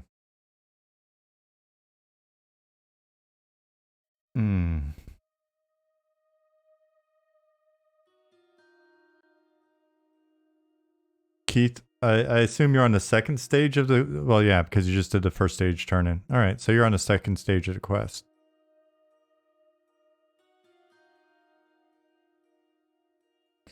I could have sworn I just made that harder. Or higher level.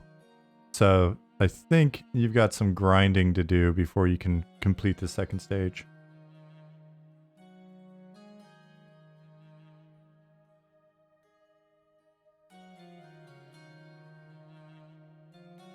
Ooh, that was close. Okay, a tough question, as I am curious as a fellow developer who does project planning. How did the last year's worth of development progress match where you thought you'd be at this time with a part-time development team? What have you learned about working on this project as a small startup that is different than working at a large company like Tony Online?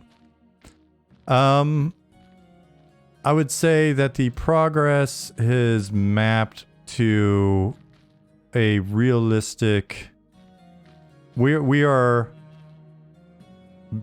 and I say this in a non-critical way by any mean, or you know what I mean? Like I'm not being critical at all. Every single project that I've worked on, we have a rough roadmap, and every project has a different approach to road mapping, to project planning, to project management. Every single one. And most projects have multiple versions that they try throughout the course of a project or over the course of a year or whatever. Every single one of them,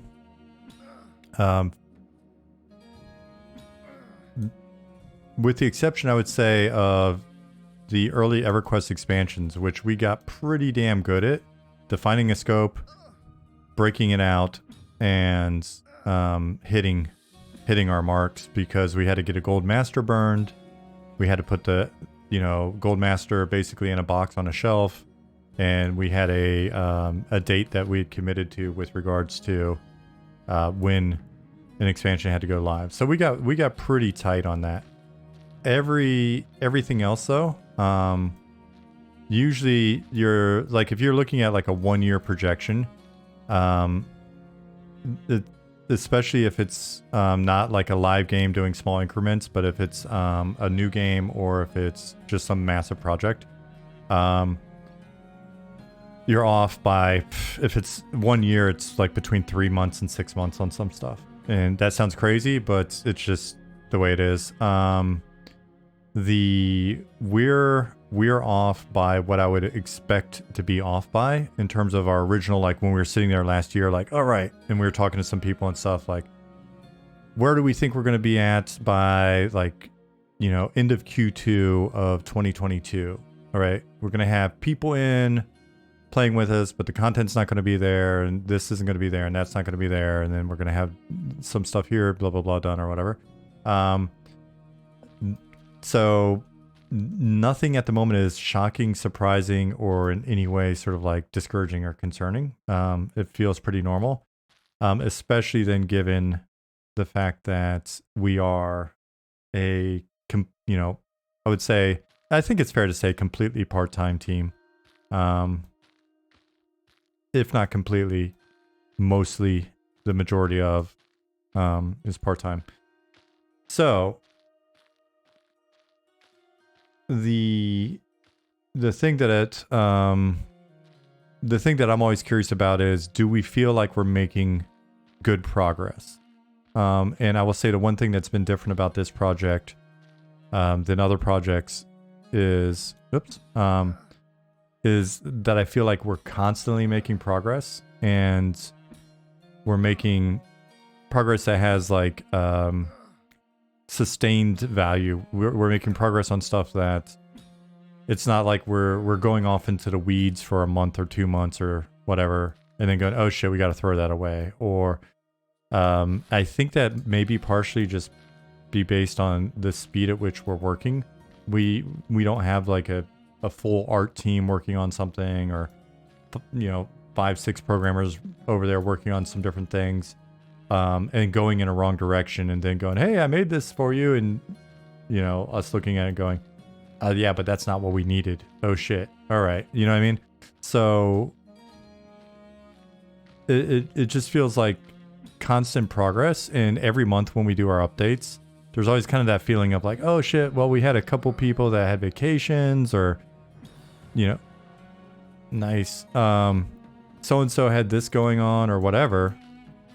So maybe there's not that much. And even this last month, a couple of guys were like, oh man, I feel like I did as much as I would have hoped this month, but the stuff that got done was solid. It was good stuff. And the update still feels, when I look at it, it's like, oh, that's a nice substantial update. I'm not looking to pick on any companies or, like speak out of turn or whatever, but I've got to say, like, I left a company whose roadmap, I understood. And the thing is, roadmaps change. Who knows? Maybe their directions changed on stuff or whatever that necessitated that. But like, I look back and I'm like, all this stuff that we were talking about 3 years ago hasn't seen the light of day really, or hasn't been delivered on in the way that I would expect. Whoops, server errors, interesting. And in the meantime, we've basically gone from a bunch of DMs and starting, you know, like having conversations and Nick writing them down into a design document and all this other stuff. Like, you know, September of 2020 to ramping the team up to, you know, a handful of people, 4 plus or minus, depending on what was going on over the month for the first year, to ramping up to where we're at now, like 12 people over the next year, and have most of the sort of substantive base foundational systems for an MMO built, you know, most of it built from scratch, most of it refactored and iterated on a couple of times. We've got our critters in. We're refining the animations because I know there's some placeholder animations and stuff like that in, but hell, we got the placeholder animations in, right? There's a lot of there's a ton of environment work to do still, and that'll be one of those things that we look at as well. It's like we've got so much environment work to do. We'll probably talk to Pattis and be like, hey, do we want to get you an additional person to help you out, kind of thing? That may be next on deck for us. But the progress that we're making, looking at the scale of the city, complexity, and all that stuff, no, I'm great with it, right? And I think every month I'm kind of surprised at what we deliver, given how few people it is, given that they're part-time, relative to other teams. So maybe you have a lot of environment work to do. I'm good, thanks. Ollie, you sure? Oh, Jackal Pup.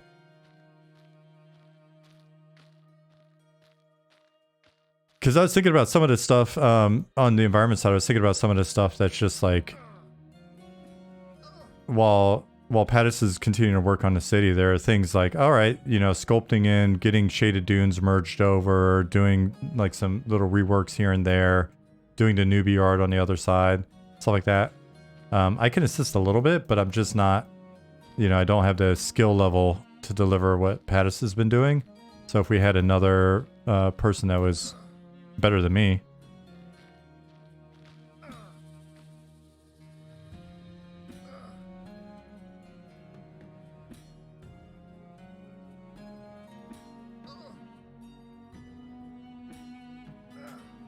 Every morning, Shawn starts our morning meetings off by yelling at us and telling us how far behind we are and suggests working overtime.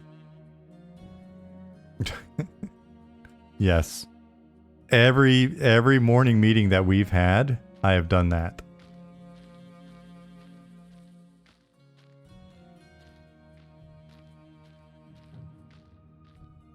Niche Worlds Crunch. That's actually a wonderful idea for something we can sell in our shop. Sounds delicious. Do you bring donuts to the team every morning? Every morning meeting that we have, I bring donuts.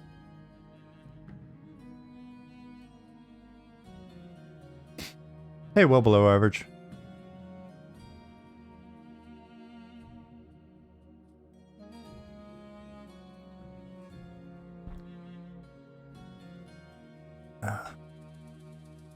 Ollie brings donuts to work for us every day and then eats them himself because we are all distributed. None of us have actually ever met in person.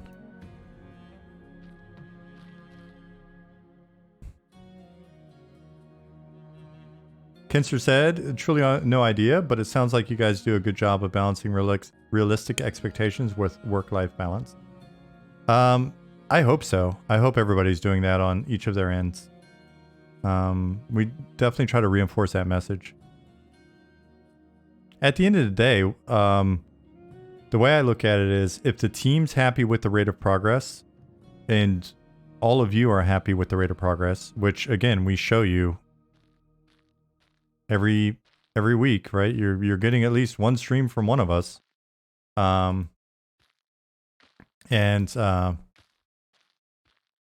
If the team's happy with the progress and you're happy with the progress, then we're in good shape.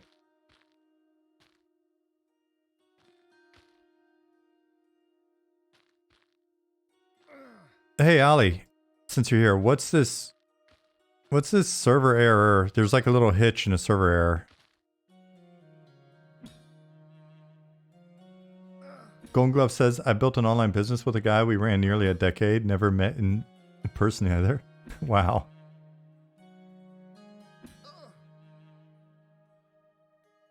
Did you guys just never, were you never like, were you never like, hey, maybe we should catch a flight and just hang out or something?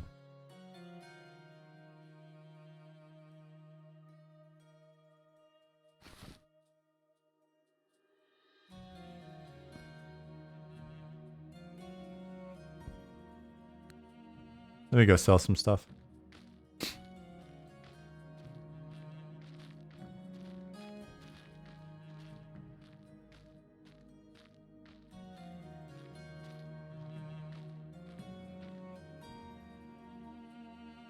Hey, Drew. 24/7 progress updates, please. All stream all the time. Only updates. That way you guys can be like, why are you sleeping?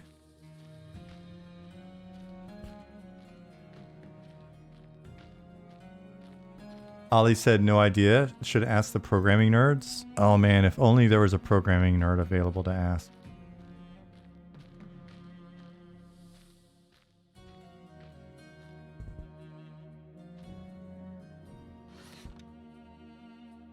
Fire beetle legs. Do I have an extra snake fang? Is that what's going on? Raw rat meat. Bone chips. He doesn't want them. Raw jackal meat.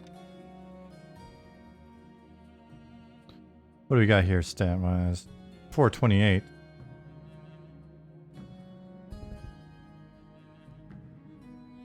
What was the error? I don't know. Ollie won't tell me. We're gonna go ahead and sell this.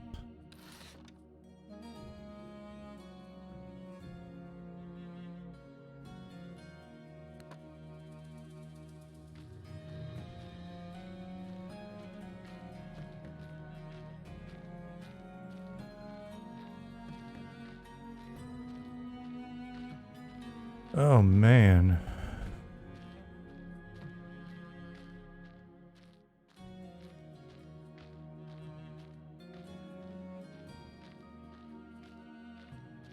The hexadecimal error code I was given? Nicodemus, that's for Ollie.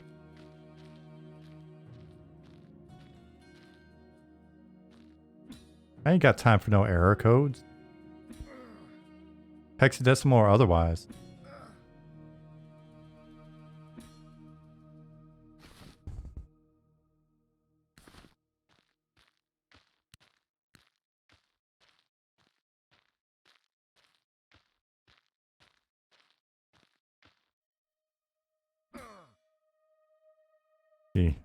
I'm level 2 now, buddy.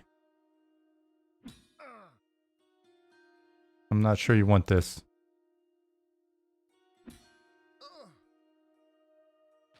Watch out for that scout.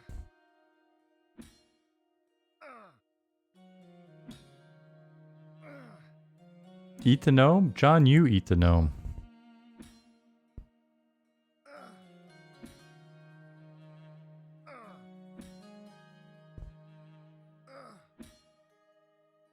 Oh, we're going for it. We're going for it. We've got this. Let you in game? You know, in theory we could. In theory we could, John. But no. I didn't even have my shield equipped, son. I had this no AC torch on. Look at that torch. No AC. Look at that buckler. AC 1.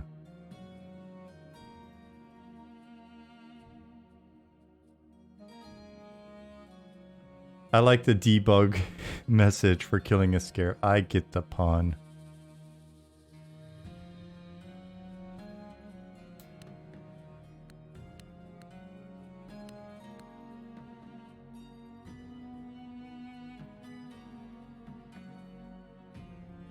torch should definitely have AC on it. Have you ever tried to hit someone while they're constantly seeing a torch in your face? Yeah, it's like a tactical flashlight. Why didn't I sell this spear while I was over there? Also, why am I letting Shifty buy weapons? We need to fix that.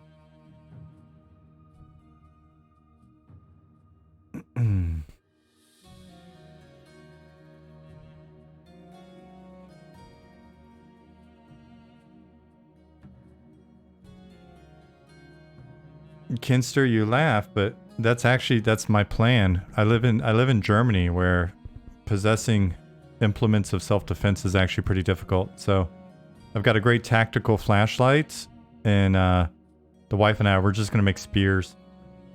If the world goes crazy, you come in here at night, you're getting a flashlight in the face.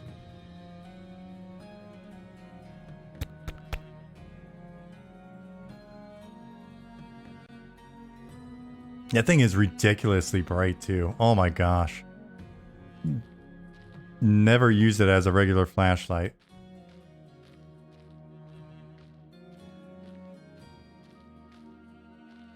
Is increased out of combat regen something I'm against? Super George asked. No.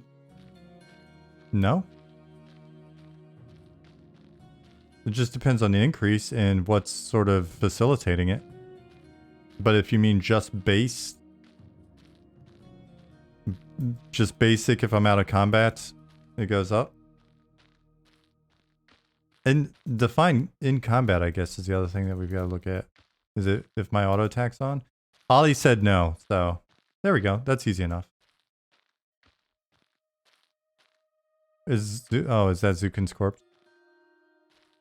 We're against it. Yes. Okay. I stand corrected.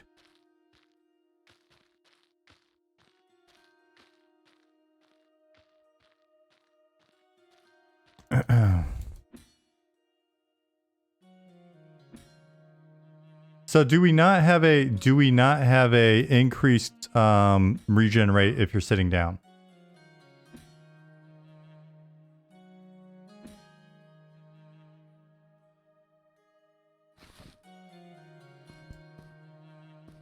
We do. When you're sitting down, are you technically in combat?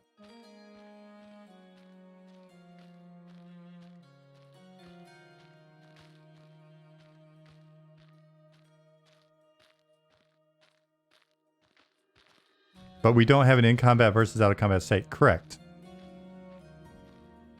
If you're on that mob's aggro list, does not determine your regen rate. Only if you're sitting or standing and what buffs or debuffs you have. So in theory, my response is semi-correct. Technically. We intentionally don't have an in combat and out of combat state. Correct. That part I realized.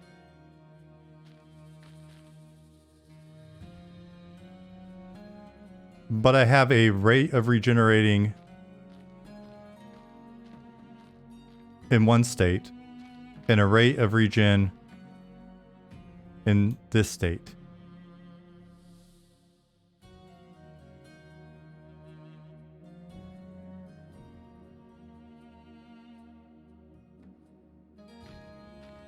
So we have at least 2 rates at which we regen prior to us adding any other additional things like campfires or any of the other ideas.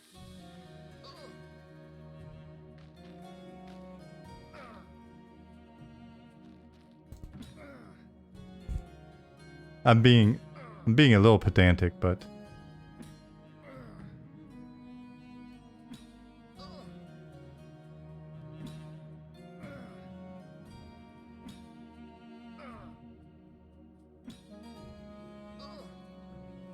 you can be near a campfire or bandage yourself or sit on something.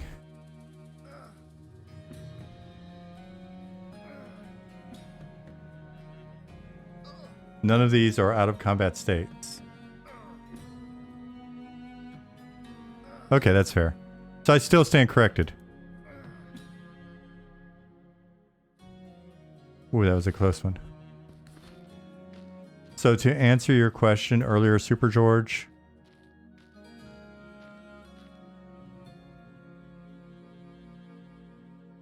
we are against it.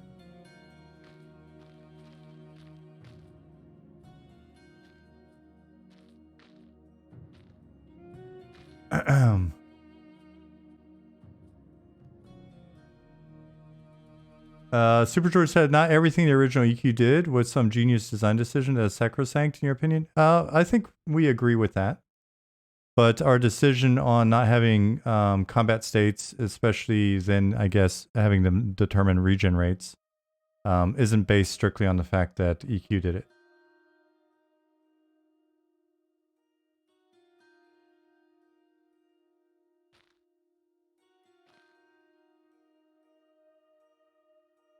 Where can you hear the new Glass Flats music? Currently only in the Glass Flat.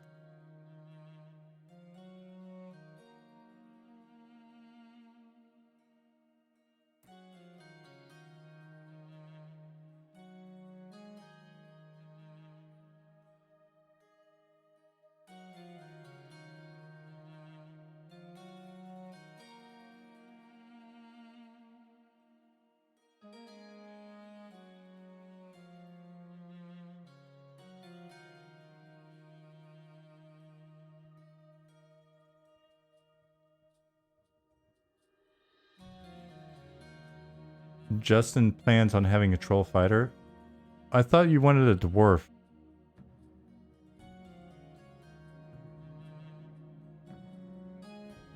Can you drink coffee in game for mana regen? Not at the moment.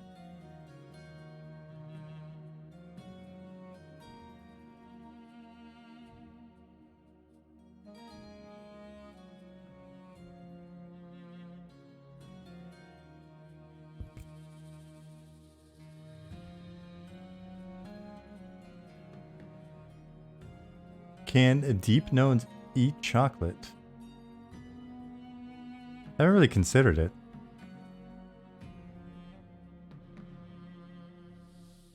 Well, they're not dogs.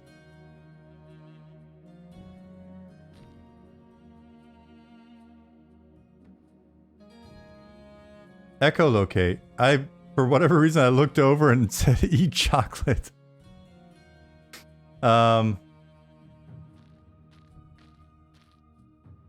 Echolocate. I don't know that they can echolocate. I'm pretty sure they can't eat chocolate. Fuck. Alright. Do you want to see some of the other zones, Aaron? Can deep gnomes process xylitol? No, it's very bad for them. Don't play. Alright, so zone.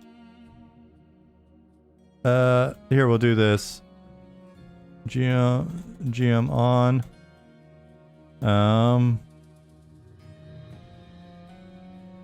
Bat form.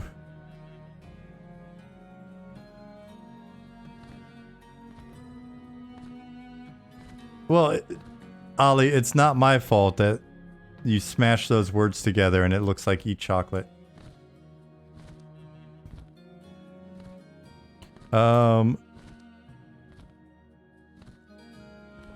Wow.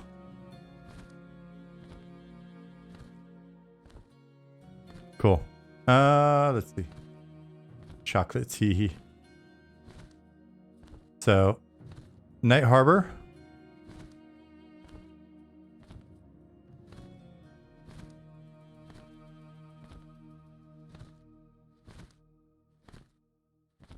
And then over that away, if we head west, will be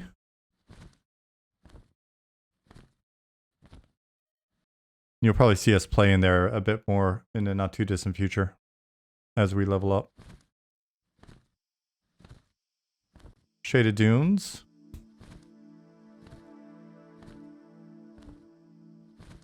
So this is the original zone that we were working in back in the day, and this is the placeholder. This was like the original blocked out version of Night Harbor. Is that Nick? Okay. So we'll have to get in here and get this spruced back up. move the higher level content, and basically you'll see a transition into the zone that we're just in, Night Harbor. So there'll be some changes here, but this is the basically the zone that we worked in for the first year and a half. See if I can let me increase my speed. Nope, I don't have one.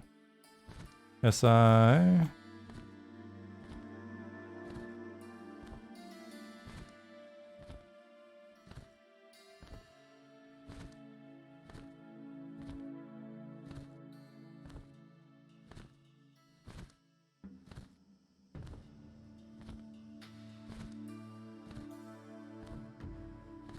So we've been mainly focused, I'd say the bulk of this year, in the new Night Harbor zone and the newbie yards. You can see the geo and stuff needs to be smoothed out a bit to work with our pathing. Probably new pathing built.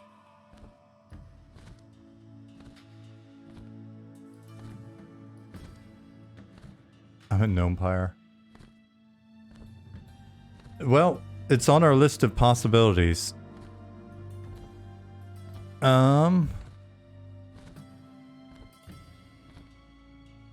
And so that used to be the entrance over there, to our test dungeon. Well, I think you can still get into the test Fallen Watch there. So yeah, I forget that a number of you are new and haven't seen some of this stuff. So again, this was the old stuff. You missed Mini Crypt? Yeah, this used to be the entrance to, like, we started we had Mini Crypt before we even built this zone. We had a 2-room test dungeon September, October of 2020. We'll have to put images of it in the retrospective that we'll send out. Let's see if the zone line still works.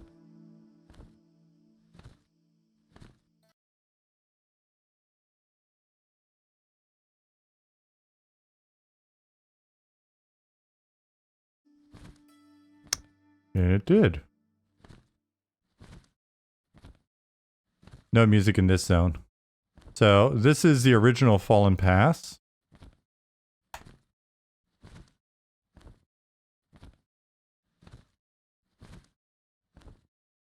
It was originally made just to start playing around with stuff that we didn't want to do in Night Harbor. So let's take this. Oops, and we'll just destroy that, and we'll close this. And so it was to start having us have some like natural corridors that were a bit tighter. This is all stuff that I was working on before we got actual artists on the team. So it was just kind of playing around with some stuff and playing around with like the shapes to see if we could get like a more old school feel in Unity. And let's see what would happen with like the camera and just kind of the feel of the characters when things are a little bit tighter.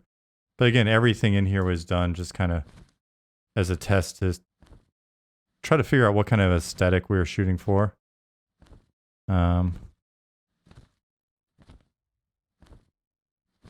Great zone for trains, yeah. And then, hey Goblin. And then verticality, as you said, was a big theme here. So it's about just trying to figure out what it would be like to, you know, be in a zone where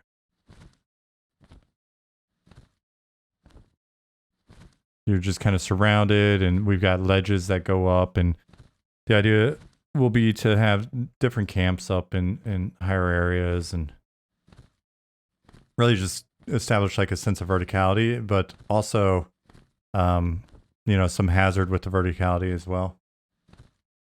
Yeah, the new loading screens are fantastic. It's really cool too, because even when we hit repop, it provides a different loading screen.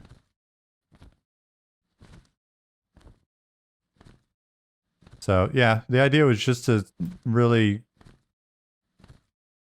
play around with these things and have a test bed for some of it.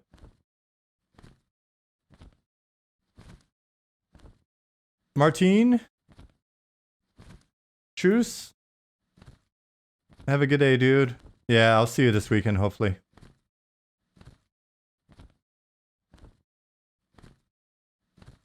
Yeah, so not much in here. And it's not populated or anything, but so this was the one we were talking about earlier where Pattis said that when he was asked on his stream, like, what would be the next zone that he'd want to work on, he mentioned this one. So that got me pretty excited. Because I definitely think there's a lot that could be done here. So let me... I keep wanting to just throw it on my... throw it all. But let's zoom through here a little bit more. Ah, thank you.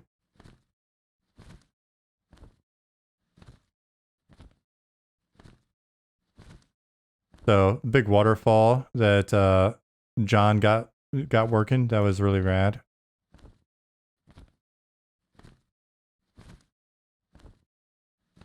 And then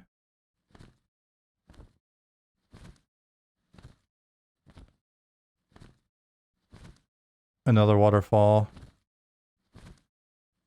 Some opportunity for some little bit of underwater stuff. Big area up. And then entrance to sort of the base of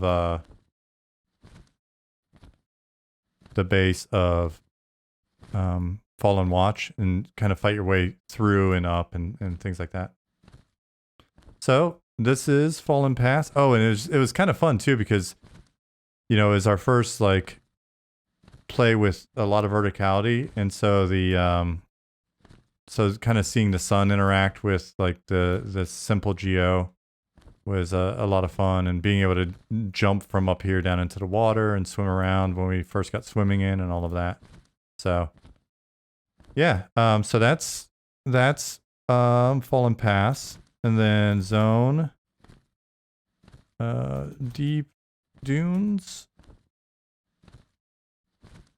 Actually, yeah, Deep Dunes. I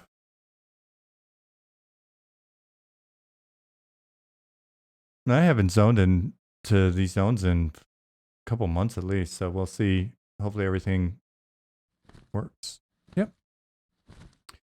And so below the area that we've been in, like Shaded Dunes and the Night Harbor and other zones, it's connected by what we call our deep zones. So we want to have a layer of underworld to, you know, most of the places in the game will have different deep zones that run sort of parallel and below to the zones that you're used to, and you'll find different ways in and out and interesting. So when we first set this up, there was like a secret passage in Night Harbor that would take you in here, a secret passage. Is the music working in here? No, good question, Nick. Don't hear it. So typically you would be hearing, let me go to...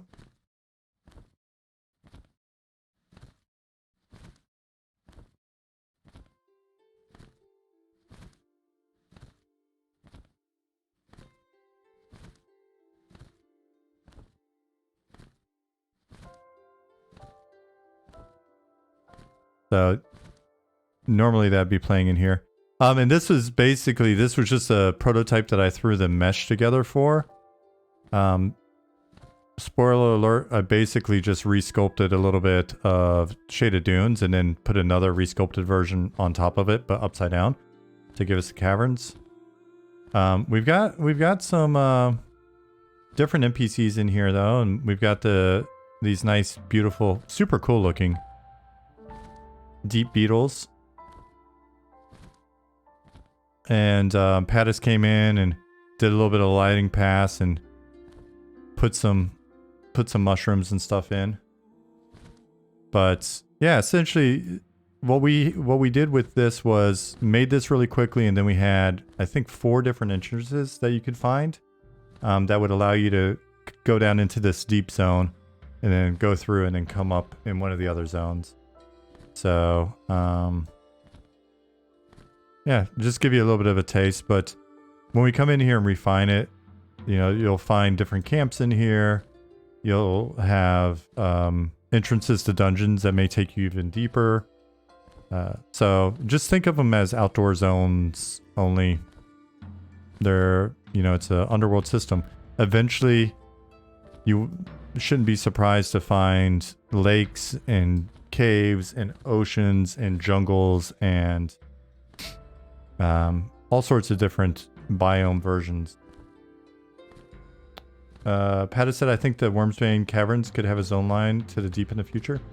Yeah, well, I know in our test, Fallen Watch, Nick had made a trap door basically that would drop you from the dungeon into here, and you'd have to basically walk your way back out.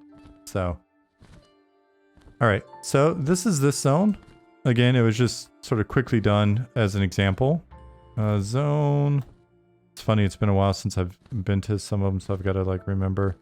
I think it's still...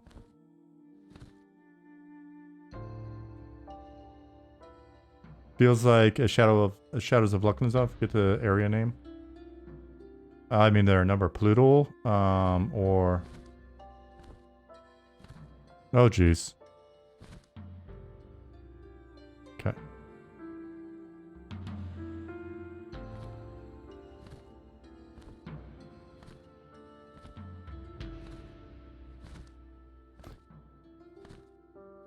So this was originally just a... this is essentially on the other side of Death Valley from... the other side of Death Valley from Night Harbor. Okay. And it originally, like, it started as an experiment to see just how massive of a zone. Sorry, I mean on the other side of Shaded Dunes from Night Harbor is what my intent was on that one. But yeah, Nick. So basically that big valley on the west side of Shaded Dunes takes you through here. But this is, if Night Harbor's on the right, Shaded Dunes, we were just going through the Fallen Pass. This is going sort of northwest through the valley. So on the west side of the zone. Yep. And...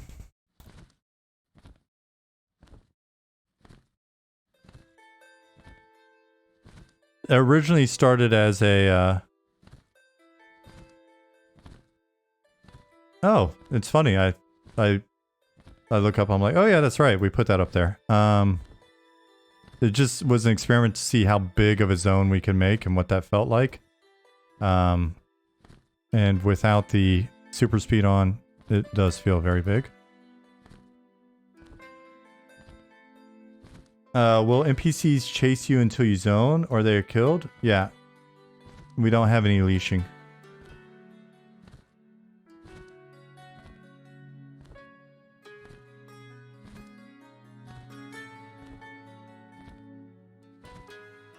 We'll have to bring our fog in. That the clipping is not so obvious. Yeah, so there's a floating citadel up there. There'll be a crashed one when we get to the glass flats. Is the weather system in yet? Yeah, so we've got rain in so far, Justin.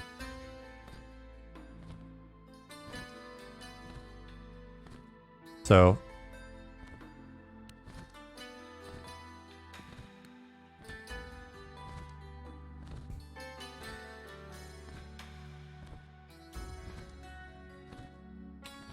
and on this far west side here is basically cliffs down to the ocean.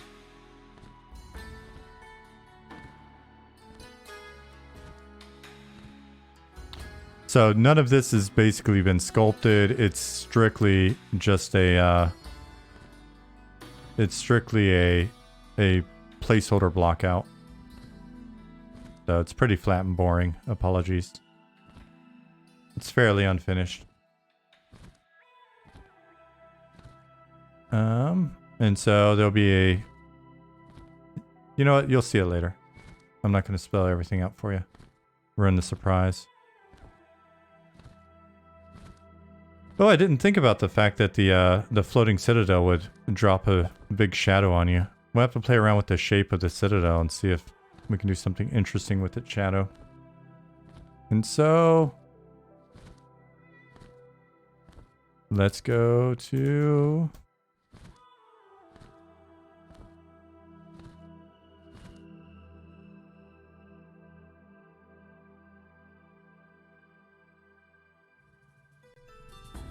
shape it like an ogre eating a gnome.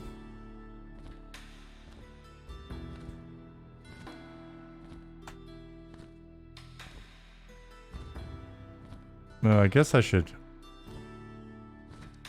finish falling and get put in the right position.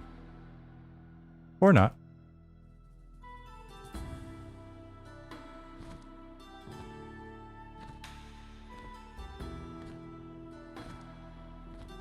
Yeah, some people just have a gnome fixation.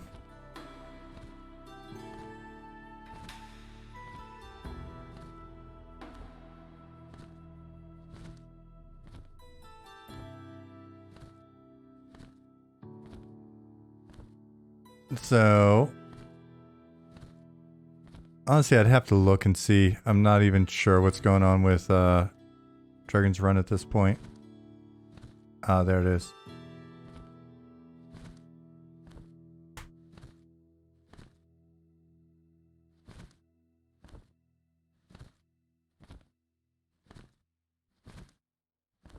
There we go.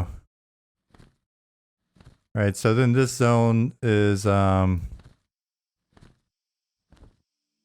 it's gonna be more of a, there'll be more verticality, more of a Badlands style theme. Again, this is just very rough block out for us to get stuff set up. That was done earlier in the year. Excuse me. There'll be this river of essentially quicksand coming up. And on the far side is a larger Wormsbane castle and some ruins, and then essentially a passage that takes you through these giant blood red dunes. Oh.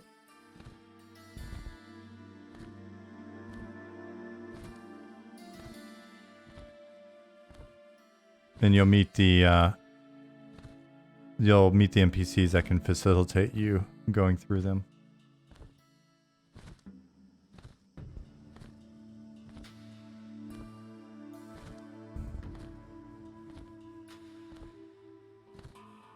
That's my very Lego dragon statue that I made. Way off in the distance is a village that will contain said folks that will help you. Maybe. No maps, only out-of-game created ones by players, or was the question. So we've talked about there being, there potentially being in-game maps, but there's no, essentially there's no assistance on them. It's basically an in-game version of what you would find drawn out of game. So we've talked a little bit about whether or not we want to do that, how we would do it, how complete they would be, how you would come to acquire them. So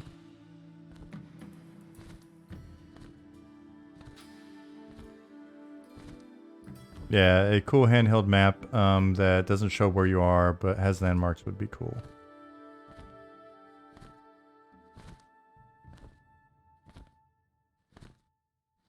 Maybe like Final Fantasy XI does with map sellers. I'll be honest, I don't remember exactly what that looked like, but if I had to guess, yeah, in that range. All right, so then we're coming up here and you can see the tower and the glass flats from here.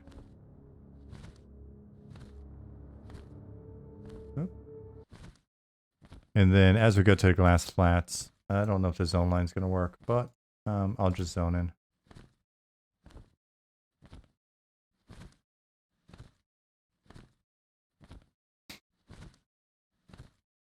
I don't know if the zone line will work.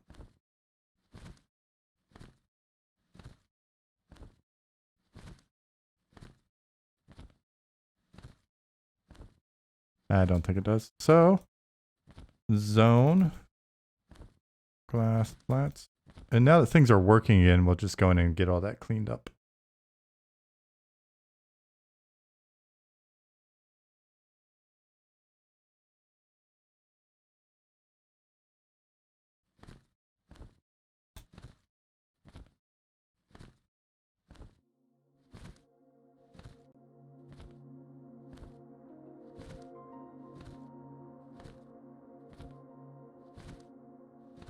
So you can see Night Harbor way in the distance here to the south. There's one more zone between here and Night Harbor. We'll go to that next. Yeah, this new track's great, right?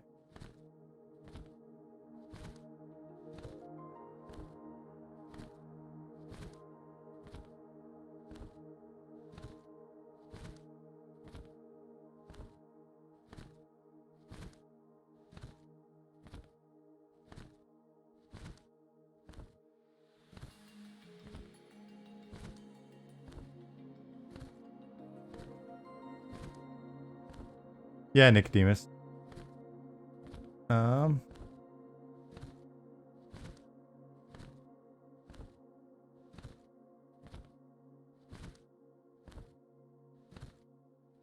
King Danzig. Cool, I'm glad you like it. So, again, all of this was just sort of placeholder that I cobbled together. With the exception of the cave network up there in the corner that I threw in that I stole from we do have a cartography skill, Aaron. But like all of this stuff is placeholder for here, let me show you.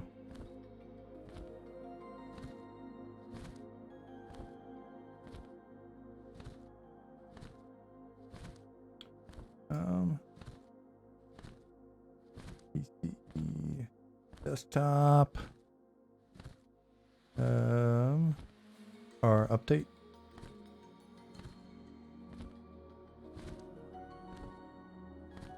So imagine like a more crystalline feel.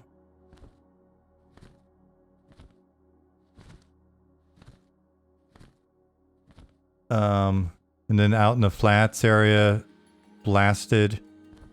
So it's a combination of like dragon glass and also classics gaming. So a lot of this has been glassed from these massive battles with dragons, but then there's another phenomenon going on here where essentially we have this crashed citadel, like the one that was flying over the Vale of Zentar that we saw earlier.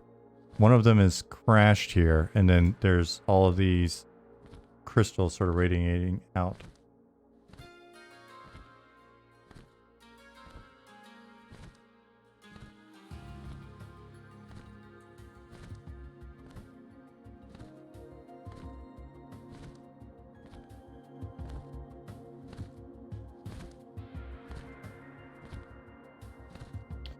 You got an email message advertisement for M&M since I signed up for news. Good, then it worked. Yeah, we just sent that.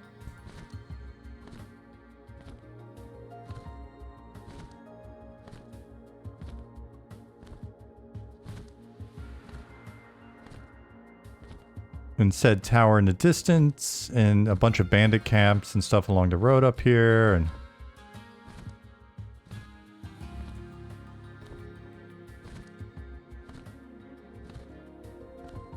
And there'll probably be a lot more verticality in here.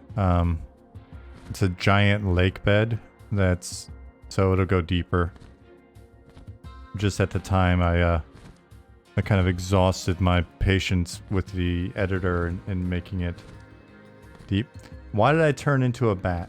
Just because when I'm flying around showing stuff off like this, it's a little more fun to do it as a bat than just a gnome who's running through the air.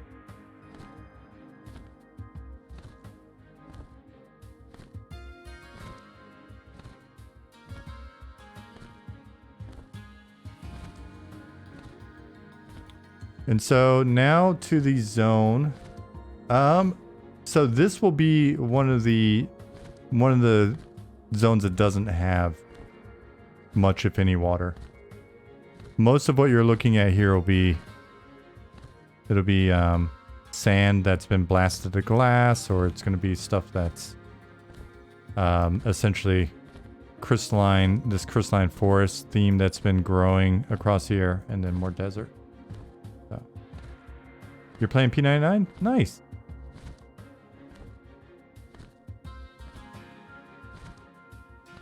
I don't know that infravision is terrible.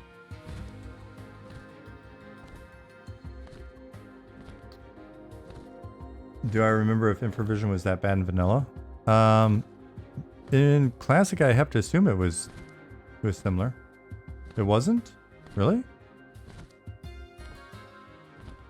So Kinster, you're saying it's worse in P99 than it is in than it was in classic?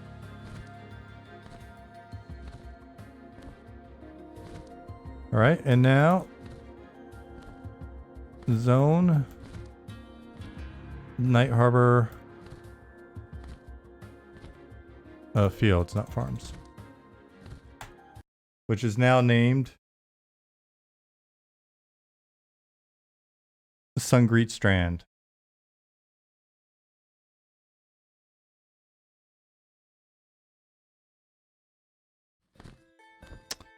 Oops.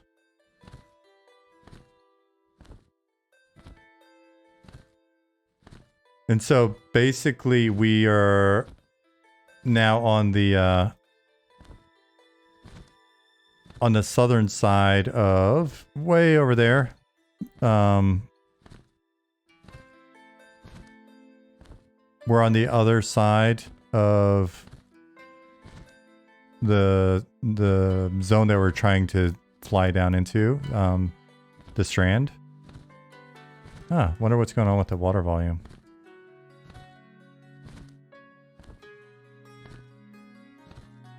So glass flats are up there. Here's the strand here. There'll be a massive quarry and farms. And yeah. And then we'll go down through here. Other points of interest. And then we'll go basically into the north side of Night Harbor.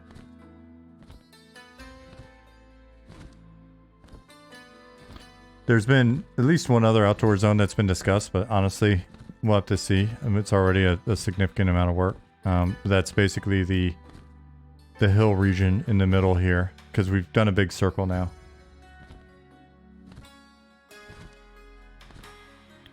And then zone.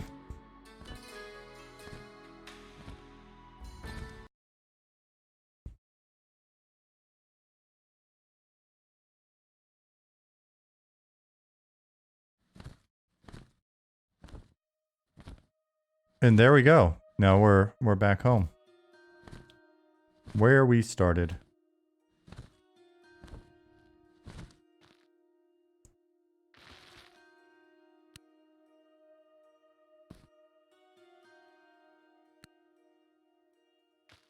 So, those of you that have not seen those old zones and stuff, yep, and Wormsbane and Fallen Watch as well.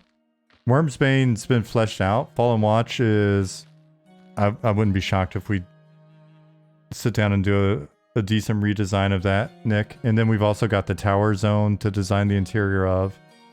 We can talk about the Citadel. The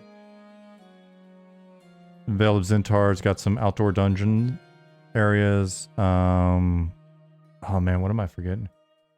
Yeah.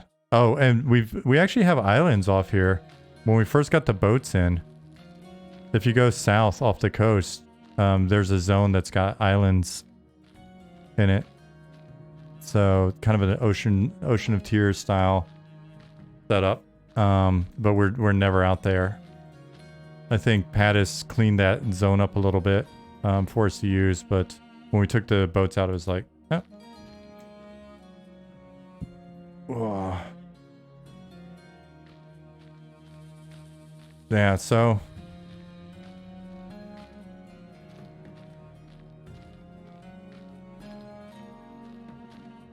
when I was talking, when I mentioned earlier that I'm going to follow up with Pattis and talk about additional environment help. Now you can see why. There's a lot.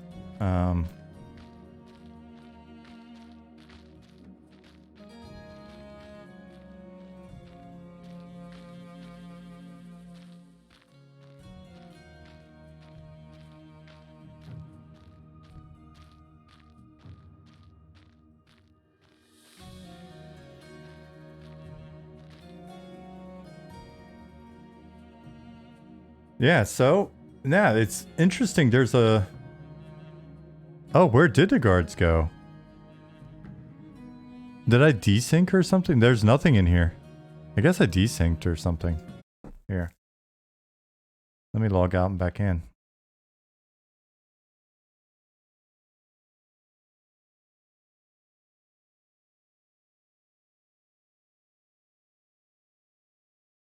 So when we talk about, I think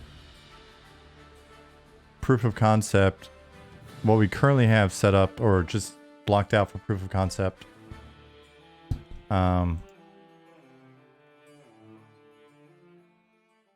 that's, if we get all that in, I definitely think we can keep you. Oh no.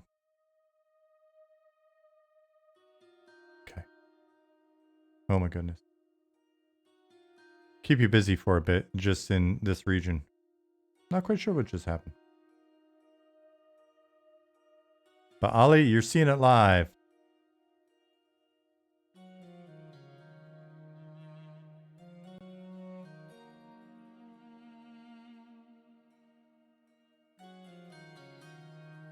Someone sampled the glowing mushrooms.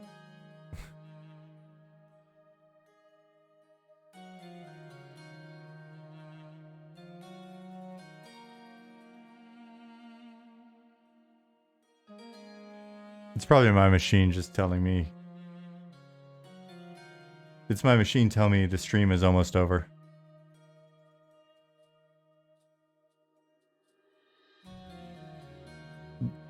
Don't say that, Ollie. Someone was asking earlier what our min specs are.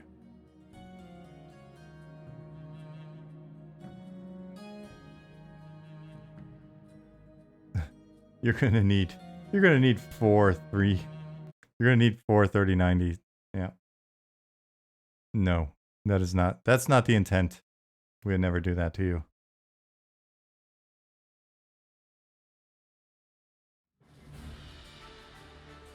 All right. Minspec, do you not have phones? Ultimate rug pull. After like multiple years of you watching us develop this game, and we seem really cool and stuff, at the very last minute we flipped the switch and it's a free-to-play mobile phone game.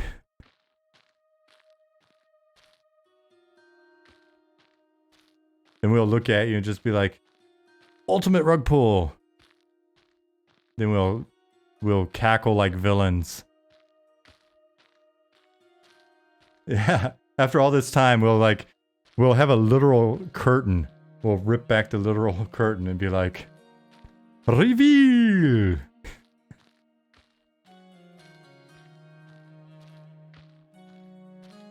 Check out our cash shop. Pants? You want pants? Loot boxes are bust. The pants are in the box.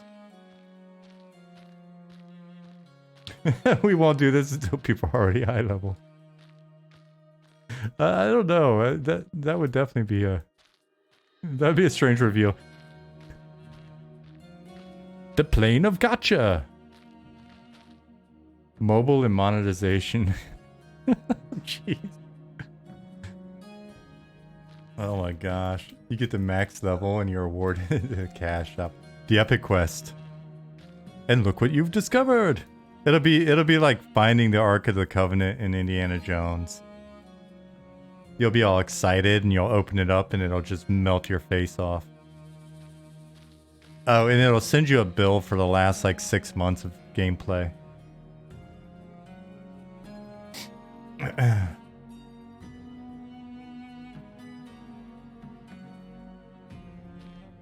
An itemized invoice. You have killed 3,000 snakes at a cost of $2.43 per snake. I am just kidding about all of that. Please don't take me seriously. I don't know that many of you take me seriously anyways though, so we're probably safe. Hail, Guard Amir. He responds with, please insert credit card to continue.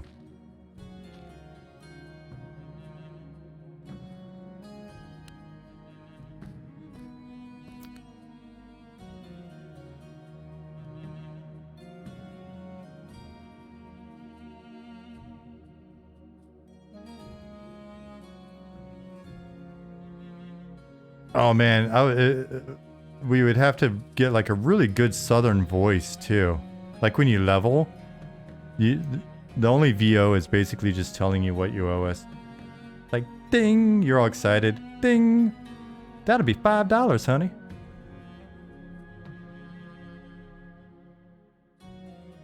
You run to the guard with mobs chasing you. That will be $1.99 to save you. Do you accept? Do you accept?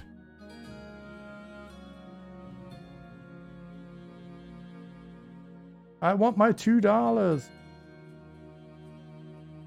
You're out of mana. Would you like to purchase a mana crystal for instant recharge? Ooh. Sam Elliott BO. Oh my gosh. Okay, so the sad thing is we're just busting balls right now. We're just joking.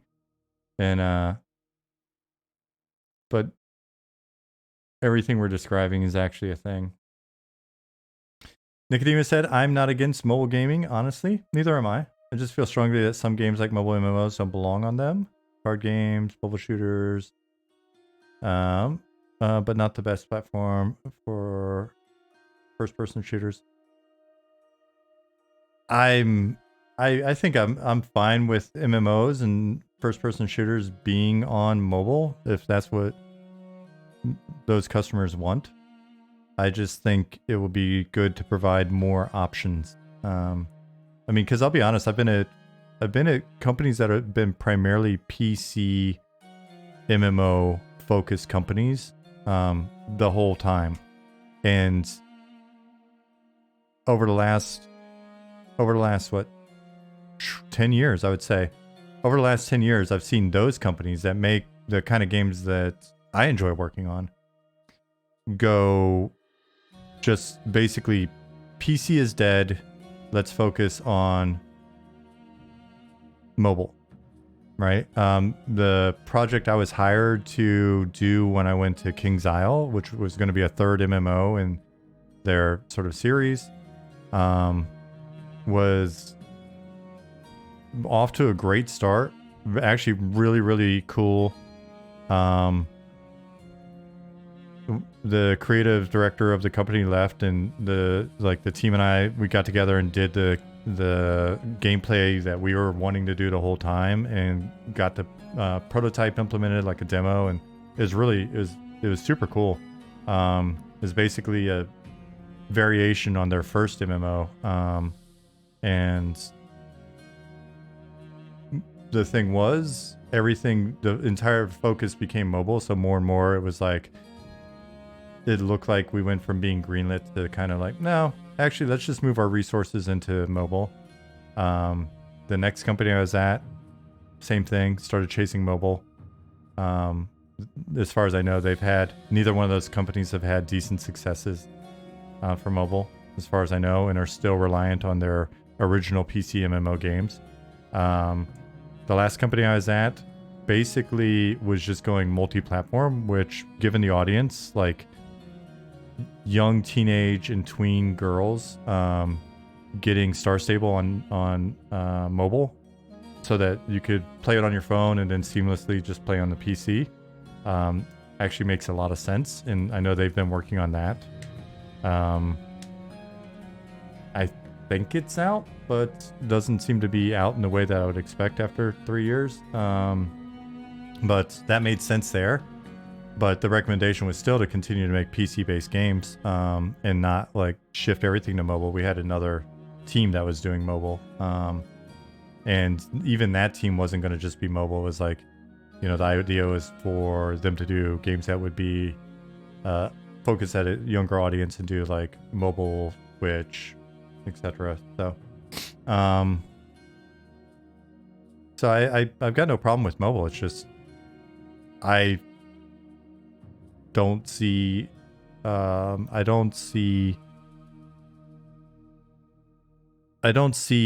a necessity there. I don't think it makes sense for the kind of game that we're making for us to be like, oh man, we've got to be on mobile, right? Like, no, let's just make a PC game. I mean, shit, the last company I was at, the one I was just describing, it's a game targeted at, I think the average user age, depending on country, was basically like 13, 14 years old. Skewed a little bit higher, like 14, 15 in Germany, a little bit younger in, like, I believe the US. But those girls were playing a relatively hardcore MMO. It's not an easy game, to be honest. And it's pretty old school in, a lot of the way that it works and quality of life. It's PC based. You have to install it, patch it, launch it, and then you can play on your PC. And I mean, last I heard, I don't know where they're at now, but when the pandemic was going on, they had 700,000 monthly active users, and were making really decent money. So if a PC-based horse adventure MMO for 14-year-old girls can make decent money, then in theory, other PC-based PC-based MMOs that aren't necessarily mass market can also do well. So let players play on a device they want to play on, kind of what Phil Spencer has been preaching with Xbox Game Pass. I mean, ultimately, if there's a way to facilitate that over time, I don't think we'd be opposed to it either. It's just our core focus is PC, and before anything distracts us from that focus, we want to get PC done and working the way that we would want it to work.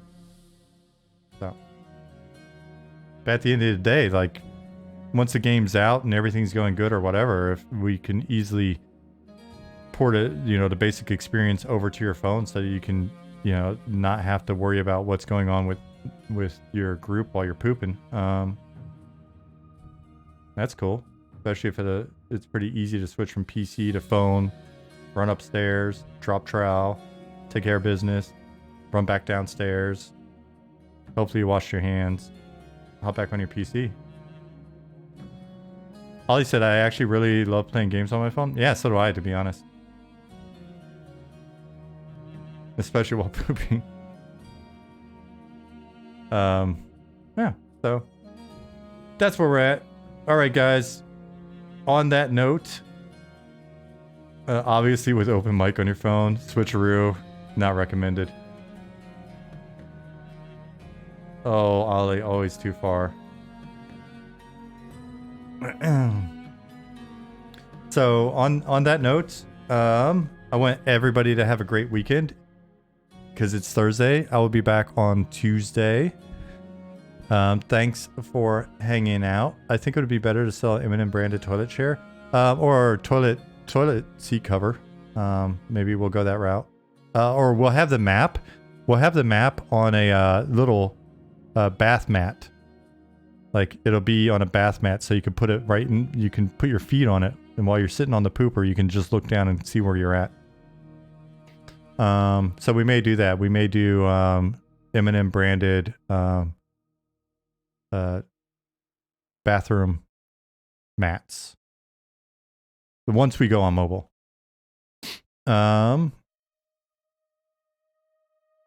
Kacho, you're very welcome. Isan, you have a great weekend as well. Thank you again for everything. Nicodemus, you too. I think it's just going to rain all weekend here, but if it rains all weekend, that'll be great because I'll actually be pretty productive. And a productive me over the weekend means that you guys might actually get to see some new stuff from me on Tuesday. Aaron, take care. Golden Gloves, take care. I'm just going to call you Lung. You have a great weekend as well. See you, Nick. Good hanging out. I know it's early for you, but it was cool hanging out. Kronos. Bye-bye.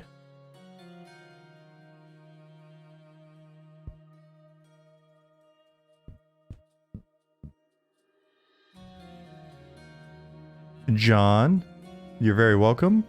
See you Tuesday, hopefully.